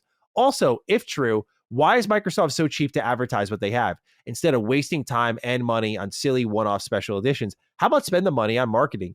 Thanks, and have a I don't have the money to explain to you why I don't have the money type of day. Thank you, Angel, for writing in. Cog, I want to kick this one to you immediately because I'm so curious to get your thoughts on this of like Xbox. This is a marketing director in a region where they have recently been rumored to be pulling out of on a hardware front and focusing more on Game Pass and cloud and all that stuff. So I got to know, sir, what is the thoughts and the feelings that they're saying, look, we, the $3 trillion company, we are not blessed with the funds to market our stuff. And when you look at what happened with Hellblade, it kind of makes you look at that a little funny and go, interesting. So, Cog, I leave it to you to kind of start this conversation of what you make of this interesting play by Xbox to kind of lay it out there and say, like, yeah, PlayStation's got to be on marketing our stuff. Yeah. Whew. These comments were funny to me. All right. So Michael Flatt, the gentleman, right, with the marketing, makes this statement. So the first thing I say is, like, when you say a statement like this, to me, publicly, it does feel like a cry for help. Like, my hands are tied. Hey guys, I know you want what you want, but my hands are tied, right? And that to me is like, yo, we should be getting more. Now, some will counter and say, hey, your job is to do effective marketing. And that some people will counter and say, if you were doing your job, then, you know, again, it's not me to judge. I'm just telling you how I perceive these statements when they're out in the public. Look, I'm going to be honest. I don't like to hear about Microsoft talking about they scrappy and they got to, you know, we're like this young, scrappy little company that we got to fight for every guy. That's cool for like the indie scene. You know what I'm saying? That's cool for double A. Like, it seems weird to me that, you know, they're talking this in a region where, let's be honest, like outside of the UK, they are losing tremendous ground in Europe. They're using tremendous ground in these regions. And it's like, I'm trying not to be emotional because I am very emotional about this, because people, like, one thing about Iron Lords and the Realm of the Dukes, we've got a lot of international love, right? We get a lot of regions hit me up and say, God, yo, I don't see anything about Xbox here. Like, we not one banner, not one anything. People, they said, God, people don't even know what Game Pass is. They don't even know it exists. I'm like, really? He's like, yeah. Like, but when Sony has so dominating the region, and testament to them for putting in the work and investing and doing what they got to do. I guess my frustration with the decision to not market or reduce marketing in these regions is, what is the mindset? Is it you feel that you've done marketing efforts in the past and it still didn't matter?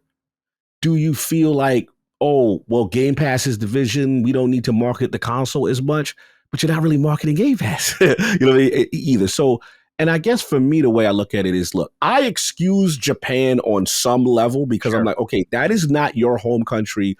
Sony is Japanese based. Nintendo, I get that from a home team perspective. I get that. And they have improved a little bit there. But when I hear Europe, and this is why I know people don't like Jim Ryan, but I always give Jim Ryan credit. He made Sony dominant in Europe. So my thing is, why do you feel that it is okay to not market there? And this is the last thing I'll say. In defense of Xbox, I understand that the gamers, sometimes we think, yo, you need to have banners everywhere. You need to have Super Bowl commercials. You need to, and I understand that marketing has changed, right? I understand that there is effective marketing per se, right? So, like, why not? If you don't want to spend the money that way, and you don't want to put trains and billboard, why not like team with the #1 Icelandic, you know, streamer and let him showcase Hellblade for you? Because we do have to admit, guys like a Kai Cenat, when you look at like Elden Ring, right? Like, bro, you see the metrics, right? Why not associate yourself. You need to be doing things. I'm not seeing it. And I don't want to go in on the marketing guys, because to me, that is a cry for help. That is, bro, we are not getting the funding. It is being allocated elsewhere, you know? And I guess my concern about it is that we understand that Microsoft now has a bigger seat at the table with Phil in there as Microsoft Gaming. So if they're part of Microsoft Gaming and now it's a core pillar, why do we not feel the need to have the investment? What are the efforts that you are doing? I don't, obviously I'm not privy to this information, but I would love to know. And I'm not trying to be disrespectful. I just would love to know, what is the thought process by you not having this marketing or not wanting to prioritize these regions? Because to me, if you're putting all your eggs in the United States, that's cool and all, but you're willing to just give all, to me, that's throwing in the towel. Like, oh, there's nothing we can do there. Like, that's how it feels. So I would love if anyone, knows this information to enlighten me. Like, I just don't understand it. And again, this comes down to what I said earlier, the messaging and lesser than feel. It always feels they're lesser than these other regions. You're lesser than, you're missing out on games. Like, you keep enforcing this narrative by your actions. That's all I can say. I want the brand to improve. I want people, when there's a Hellblade 2 release, this thing is either all over through social media, through content creators, through some form, But look, I'm rambling. I don't want to go too crazy with it. But I thought it was absolutely hilarious that this man is saying we got to be a scrappy, young, little guy, because PlayStation's outside, man. They got all the bread, but we're just, we're fighting a good fight with doing the little we can do. What you like Jesus with the fish, and you just got 4 fish and you're feeding. Remember that Bible parable? Like you're feeding more with less. Like what are we doing here? You are Microsoft. I just find this very hilarious to me that you're scrappy now. Yeah, I don't know. I don't know how you make like your company's, by the way, like biggest investment in a acquisition in Activision, which is for your gaming division. But yet we're hearing the marketing director of key regions for you saying like, yeah, we have to be scrappy. I'm like, this brand needs to be, if they're not getting the money, they need to be afforded the cash to make certain things happen. Like, this puts into frame so many obvious choices that haven't been made. Like, we talked about the Hellblade 2 marketing. I just look at something like this, right? I just immediately get something like this. I go like, oh, okay, makes sense. We talked about the obvious hardware choices. Like, that's marketing. Like, that's marketing. How do we create brand awareness through products? There we go. It's like there's so many obvious choices that could be made that I think would help Xbox a little bit. Why don't I see just straight up Game Pass commercials on television and streaming services? Like, you don't have to market a game, but just your service alone. I don't, the only time I saw a Xbox commercial was on my Peloton. I got hit with an ad while watching a movie on Max. I think it was Mad Max Fury Road for Hellblade 2. That was the only time I got hit with like an Xbox kind of trailer when I wasn't on YouTube, by the way. Like, I feel their marketing like is not reaching where it should. Like, I feel it makes so much sense to be on a Sunday football game, just a Game Pass trailer, just showing all the games people can play. And just, especially now with Call of Duty, like, it's not this young, scrappy service that's like putting together indie gems and stuff like that. You got NBA, you got MLB, you got Call of Duty. Like, you can just go full fucking casual with it and be like, look at what we got here. You got college football as a trial in your service. At minimum, you could say, hey, play it for 10 hours. I get it. Sorry. Yeah, you're good. You're on fire. Like, there's so many obvious angles that I don't even think you have to be scrappy about it. It's like, you have the resources. It's like, is this incompetence? At a certain point, you could ask that, because it's like you like, even if you're like, oh, we're working with so little, it's like you have the biggest IP on the planet right now at your disposal. Like, what is holding you up to just not weaponize those if you have like minimal choices you can make? And I imagine a lot of the marketing budget is going to go to Call of Duty, because that's the big one. And so that's why I'm wondering, like, what's the fallout for Avowed? Indie can kind of fight on its own. Like, how's Microsoft Flight Sim going to do? Starfield Shatter Space, how is that going to do? Where are you going to put that in a crammed holiday window? I imagine it'll be in September, but if it doesn't go ahead of everything else, like, I think all of these games are left to kind of fight on their own a little bit too much. And I get it, because Game Pass can be its own marketing wing. Like, it can just create that buzz, like, hey, try this out. And that's all that you need to hear. And then one person tries it out, and 5 people and 10 people and so on and so forth. So I can see why you maybe lean onto that sort of organic marketing, but like I don't even see, and I get this because we work in the Xbox community, so like they'll never do something like this for us, nor would we want to do it. But like I don't ever see them doing sponsored video posts. Like I never see anyone like What I doing was like just about to dedicated like say. sponsored posts to create awareness for certain games, like Hellblade 2. Like a lot of these dedicated videos, like as someone who's done a lot of sponsored videos in the past, like I've done some for Bandai or Sega. A lot of times, it not even a lot of times, like the only ones I've accepted personally, and they've only been the offers I've got, is like we just want you to play the game and put it on your channel. Like we're basically buying a slot on your channel. We're not buying what you're going to say, which many people think it's still how it's done. And like Right. Xbox is even doing that. Like they already have people like us. I'm going to talk about it for free. Like you don't got to pay me, right? Like I wouldn't take their money anyway, but like you don't have to pay guys like us. But there are tons of people who aren't going to talk about Xbox, and that's where that's or not, or they could talk about Xbox, but they choose not to. Where that sort of money swings in the direction of like, well, I can make a little space now, because that's how it's always worked in that sort of, they call it influencer marketing. Like that's how it's worked. So like Yes. that sort of investment is something that I don't see them really doing much of. And, you know, I just think there are scrappy ways that I'm not even seeing them handle things. Like influencer marketing is a scrappy thing to do. Like me making a video on Sandland is not moving the needle in this dramatic fucking manner. It's like it's a sum of all of its parts, right? So there's a lot of other people talking about Sandland that are also doing dedicated videos, and like that's where it comes from. And that's a scrappy approach, because it's like we're targeting specific audiences down to like, oh, this guy loves JRPGs and his audience knows that. Like we're going to talk to an audience that knows a guy loves JRPGs. Like that's the thing that I think Xbox is partially missing too, is like they've done it, but like they don't do it super often from my point of view. I never hear any fellow creators I know getting any sort of offers from Xbox. And I get it. Like maybe there's a prestige, like we don't have to pay them to, which I respect, by the way. I think that'd be great. But yeah, dude, like I just look at it a little funny, because I think if you're getting scrappy, like they're saying, I don't see that either. Like I just don't see much really. No, you're on fire. And that's what I was alluding to. Because again, I am trying to be fair that maybe traditional marketing doesn't work the way we think it does with the billboards and being on trains, and it's just, wasted cost. But to your point, I know for a fact that, your competition is doing this. Mm-hmm. You know what I'm saying? PlayStation is doing this. You know what I'm saying? They are out there. They are targeting specific content creators. They're targeting people in regions that they think that would have a good association with the brand, as the cops agree. You know what I'm saying? But my thing is, again, maybe you don't have to pay people to, to do a sponsored video, but at the same time, you should be targeting, especially in these other regions. I remember when there was a rise of the Canadian, content creator that would cover Xbox or whatever. I just don't see this stuff anymore. And that's my concern. It's one thing to say you're going to be scrappy. How is it being utilized? And that's why I'm not getting mad. People are like, yo, Xbox, you just shut up. And I get that. But part of me, we learn a lot when we do hear this stuff. is good to hear, because it's like it puts into perspective the shit that we've been annoyed with for a while. That there has been a lack of marketing for this brand, for the biggest games. Yeah.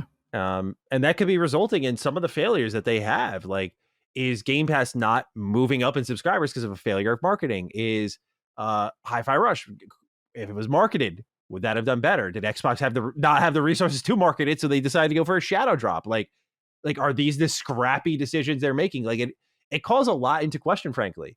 It really does. So just kind of disappointing news, but I'm glad we know. Yeah, absolutely. I want to read a quote from Jess's article. I think is really profound. He was like, consistency is the key with this kind of stuff in terms of mind share, stuff like that. But then he says, my perception has long been that Microsoft has a general attitude. If we build it, they will come. But that's simply not the case in reality. If you have two products that are identical and one gets marketed in such a way that makes the potential customer actually feel good about it, which one will actually get sold? Mm-hmm. You see what I'm saying? Yeah. That's huge. The same thing with streaming, the same thing with content creation and influencers. All of this is huge. And like they've got to improve that. And that, to me, it just saddens me, because think about this. Hellblade, UK studio game based in Iceland, right?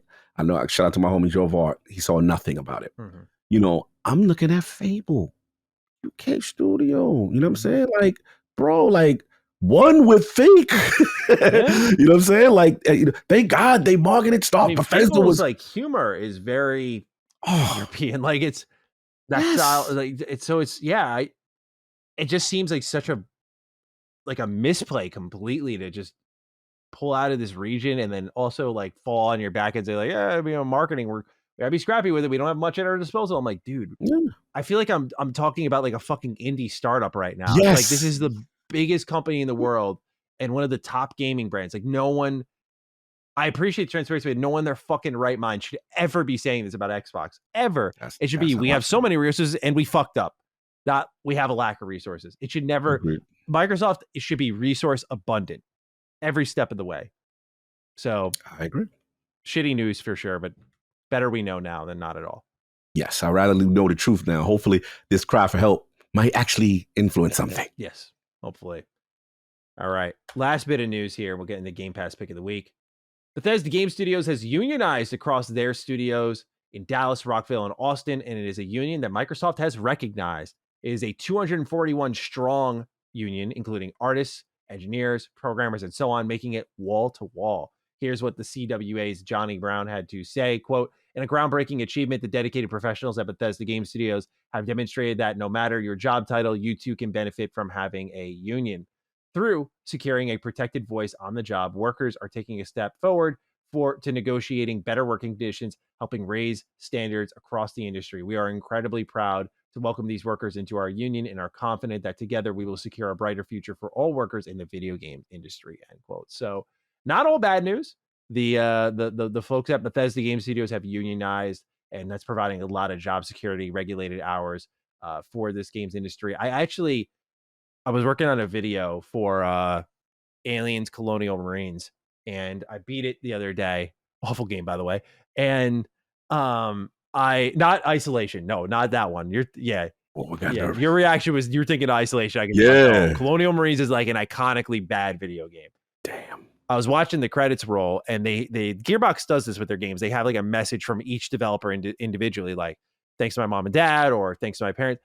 So many of these messages said like, thanks for bearing with me during the late nights or the long nights or the days I'd stay over at the office. Like so many of those. This is like a 2010 game or something like that. It was in that era, like early 20 teens. And I saw so many of those messages and I was like, that's what this sort of thing can protect from, is like that, sacrificing. Like, a lot of these developers sacrifice like family and friends to make something. And as you can see, like the game I'm talking about, not worth it.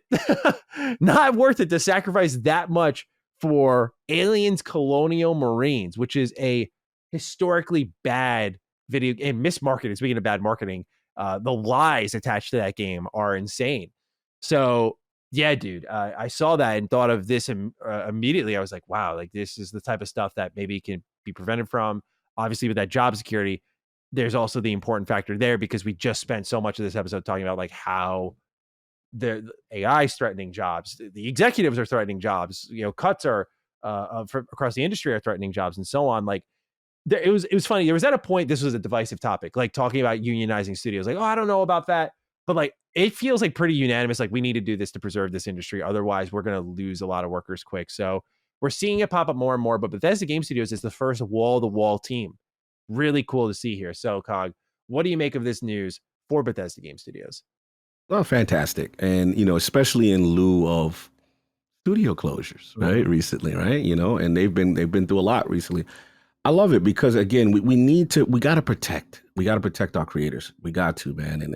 And unfortunately, the industry that we love seems to have so much turnover, so much not protection, crunch. We talked about all the other different things last week. We even talked about unfair, discriminatory practices. We've talked about, how you could be laid off in a whim. These things are part of it, and we need to have it. And again, hopefully this is a foundation. And also we talked about with the earlier thing in terms of the AI protections and things of that nature. Hopefully, I am, like I said in the beginning, I've always tried to be fair. I'm like, okay, is it the right move? Is it the thing to do? But I also want to give Microsoft credit too here, is that as much as people always vilify the deal, one thing that they have to admit is working with the CWA and the CWA themselves saying, yo, this is actually good that they do acquire, because then Microsoft is in favor of the unionization movements. And I think that the fact that it's being allowed and they're not in there actively pushing against it and trying to, put the kibosh and shut this down and where Microsoft. No. Unionize. And I think it's important. So look, obviously no one is free of corruption, right? We always, even unionizations now have to be checked. But all I say about organizations is I like the spirit of what they are trying to enforce.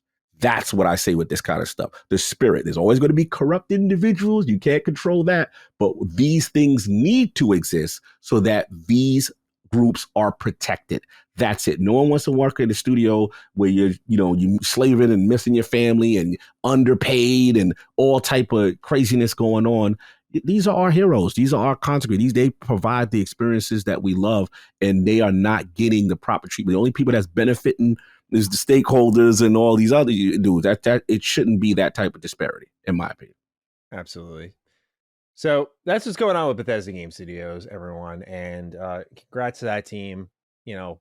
Hell of a team, and excited to see more from them, from the same developers there. And it's interesting because that has always been a team that they had long-standing developers. And so I think that'll just continue that cycle moving forward, that they've always done a good job from at least the outside looking in of protecting their team and maintaining a staff, and so now having them unionized there is really good for their future. So I'm happy to see that.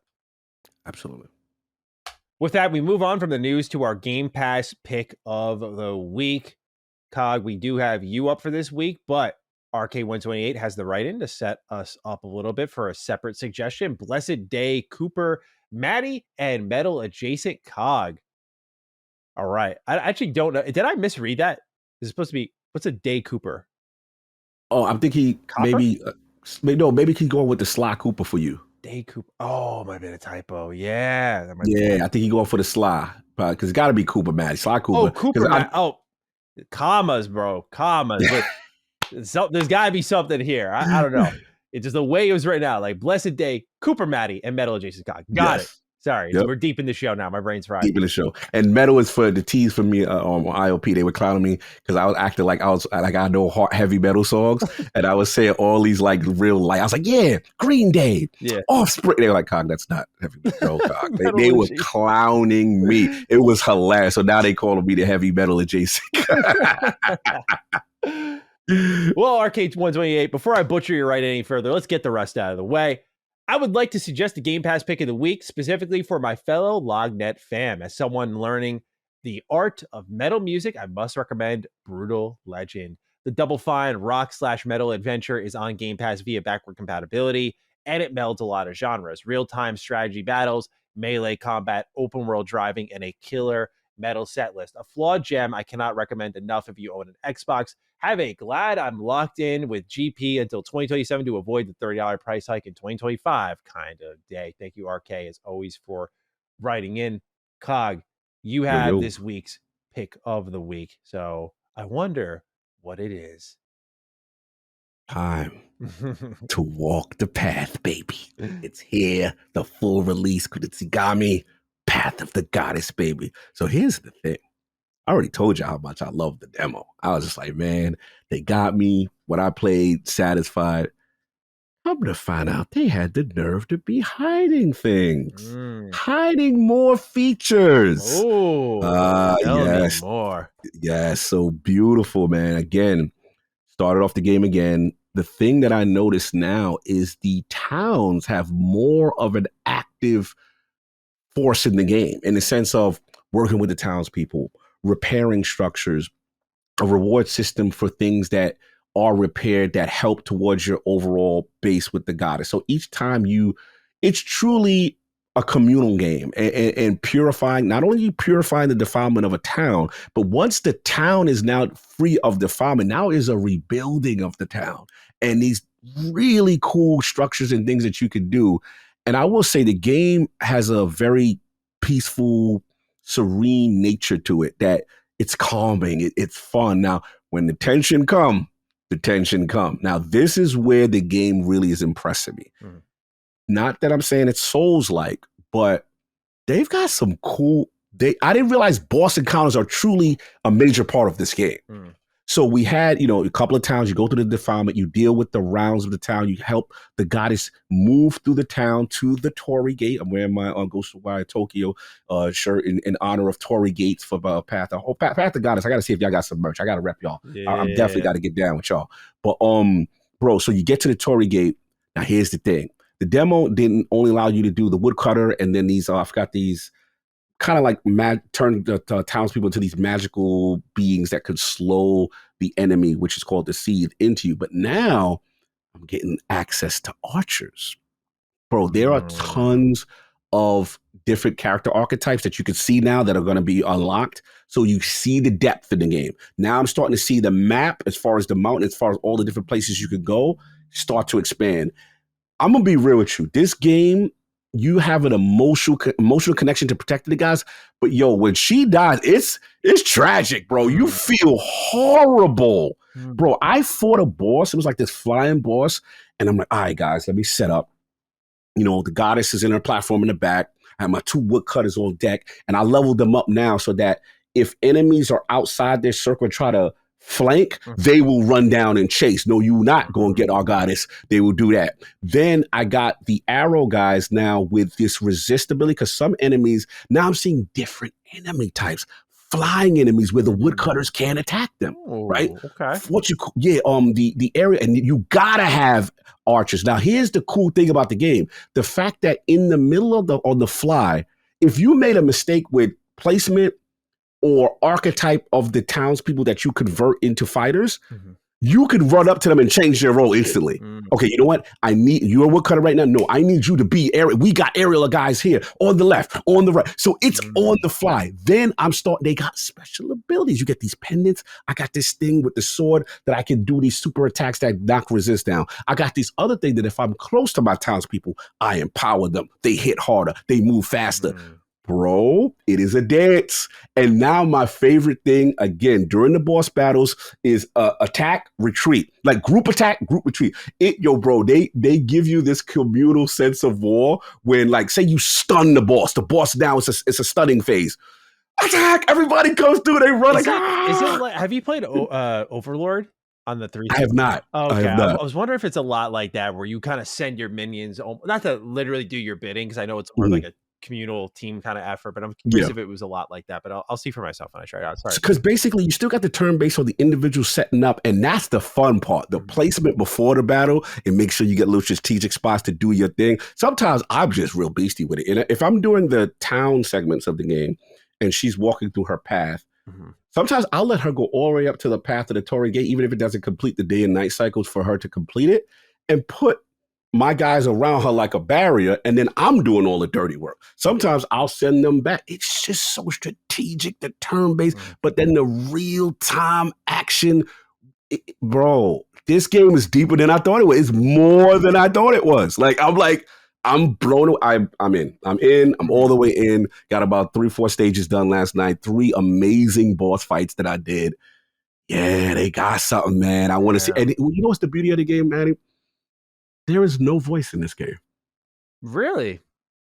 There is everything is implied, and just the choreography and just the look on the like, I can't, they call it's a name for it now. I finally find what it's like. Silent it's called film. It's a silent film. Like, they don't, I saw a whole tweet out about it. Like, people are finally giving it a chance, and they're like, "God, no, we like it." Oh, shout out to my man FT from Florida. He was like, "I don't know the hours on the game," because he's like, "Cog, I want to pick it up. I don't want to be here for 100 hours. I don't know. I haven't researched how far as the hours of the game right now." But bro, I don't care. I heard it's not very long. Like, it doesn't feel like it should be. Reviews. A couple of them said 20. So 20. It feels like a 20 joint. You know what I'm saying? It's not gonna like absorb your whole clock, but a decent amount, I guess. The abilities, the long tail you can see there. I haven't even unlocked all the different villager types yet. It seems that that's going to advance. And then also you can replay stage. Oh, here's the last part. So remember I told you purify a town, but then there's rebuilding stuff that gives you rewards. And there's this currency that allows you to upgrade all the different archetypes of the villagers to make them stronger and stuff like that. You don't get a lot of this currency, so you got to use it wisely. But what Kunitsigami does really well is, if you make a mistake, you're like, you know what? I didn't really like this build with this thing. I can take points away and then put it towards, the other archetype, let's say for a woodcutter, and build them up. They allow you that flexibility. Most games you do skill tree upgrades for characters and then you're locked in, you made that decision, yeah, you're done. Not this. They allow you to remove points back and allocate other places.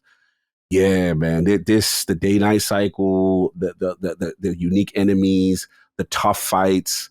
I'm starting to get more combos. The dance of actually Soul, the actual, protector game is amazing. It's its own thing. They've got something. I'm pulling for them, and I hope it does well. I'm seeing a lot of PlayStation guys pick it up too, which is kind of dope. So, Konami Path to the Goddess, man. I full on, like, you guys have to try this game. Because even if you don't like turn-based, there's enough action for you to stay invested, and you have tension when the goddess is in trouble. And bro, I almost teared up when the girl died. I'm like, oh no, they killed. Like one of the bosses is just, bro. I had to use so much strategy to beat this boss. It was a flying attack. My sword attacks couldn't hit it. Right? I had to use my archers, and there's one attack that I realized is one combo like X and Y, and I do like a launching attack, but I gotta time it, and it doesn't do that much damage. So I was like, damn, how I'm gonna do it? And this thing would fly. So I was using myself as a lure, get her away from the goddess, had the archers setting up, chipping. Then when I finally got a stagger, the boss dropped.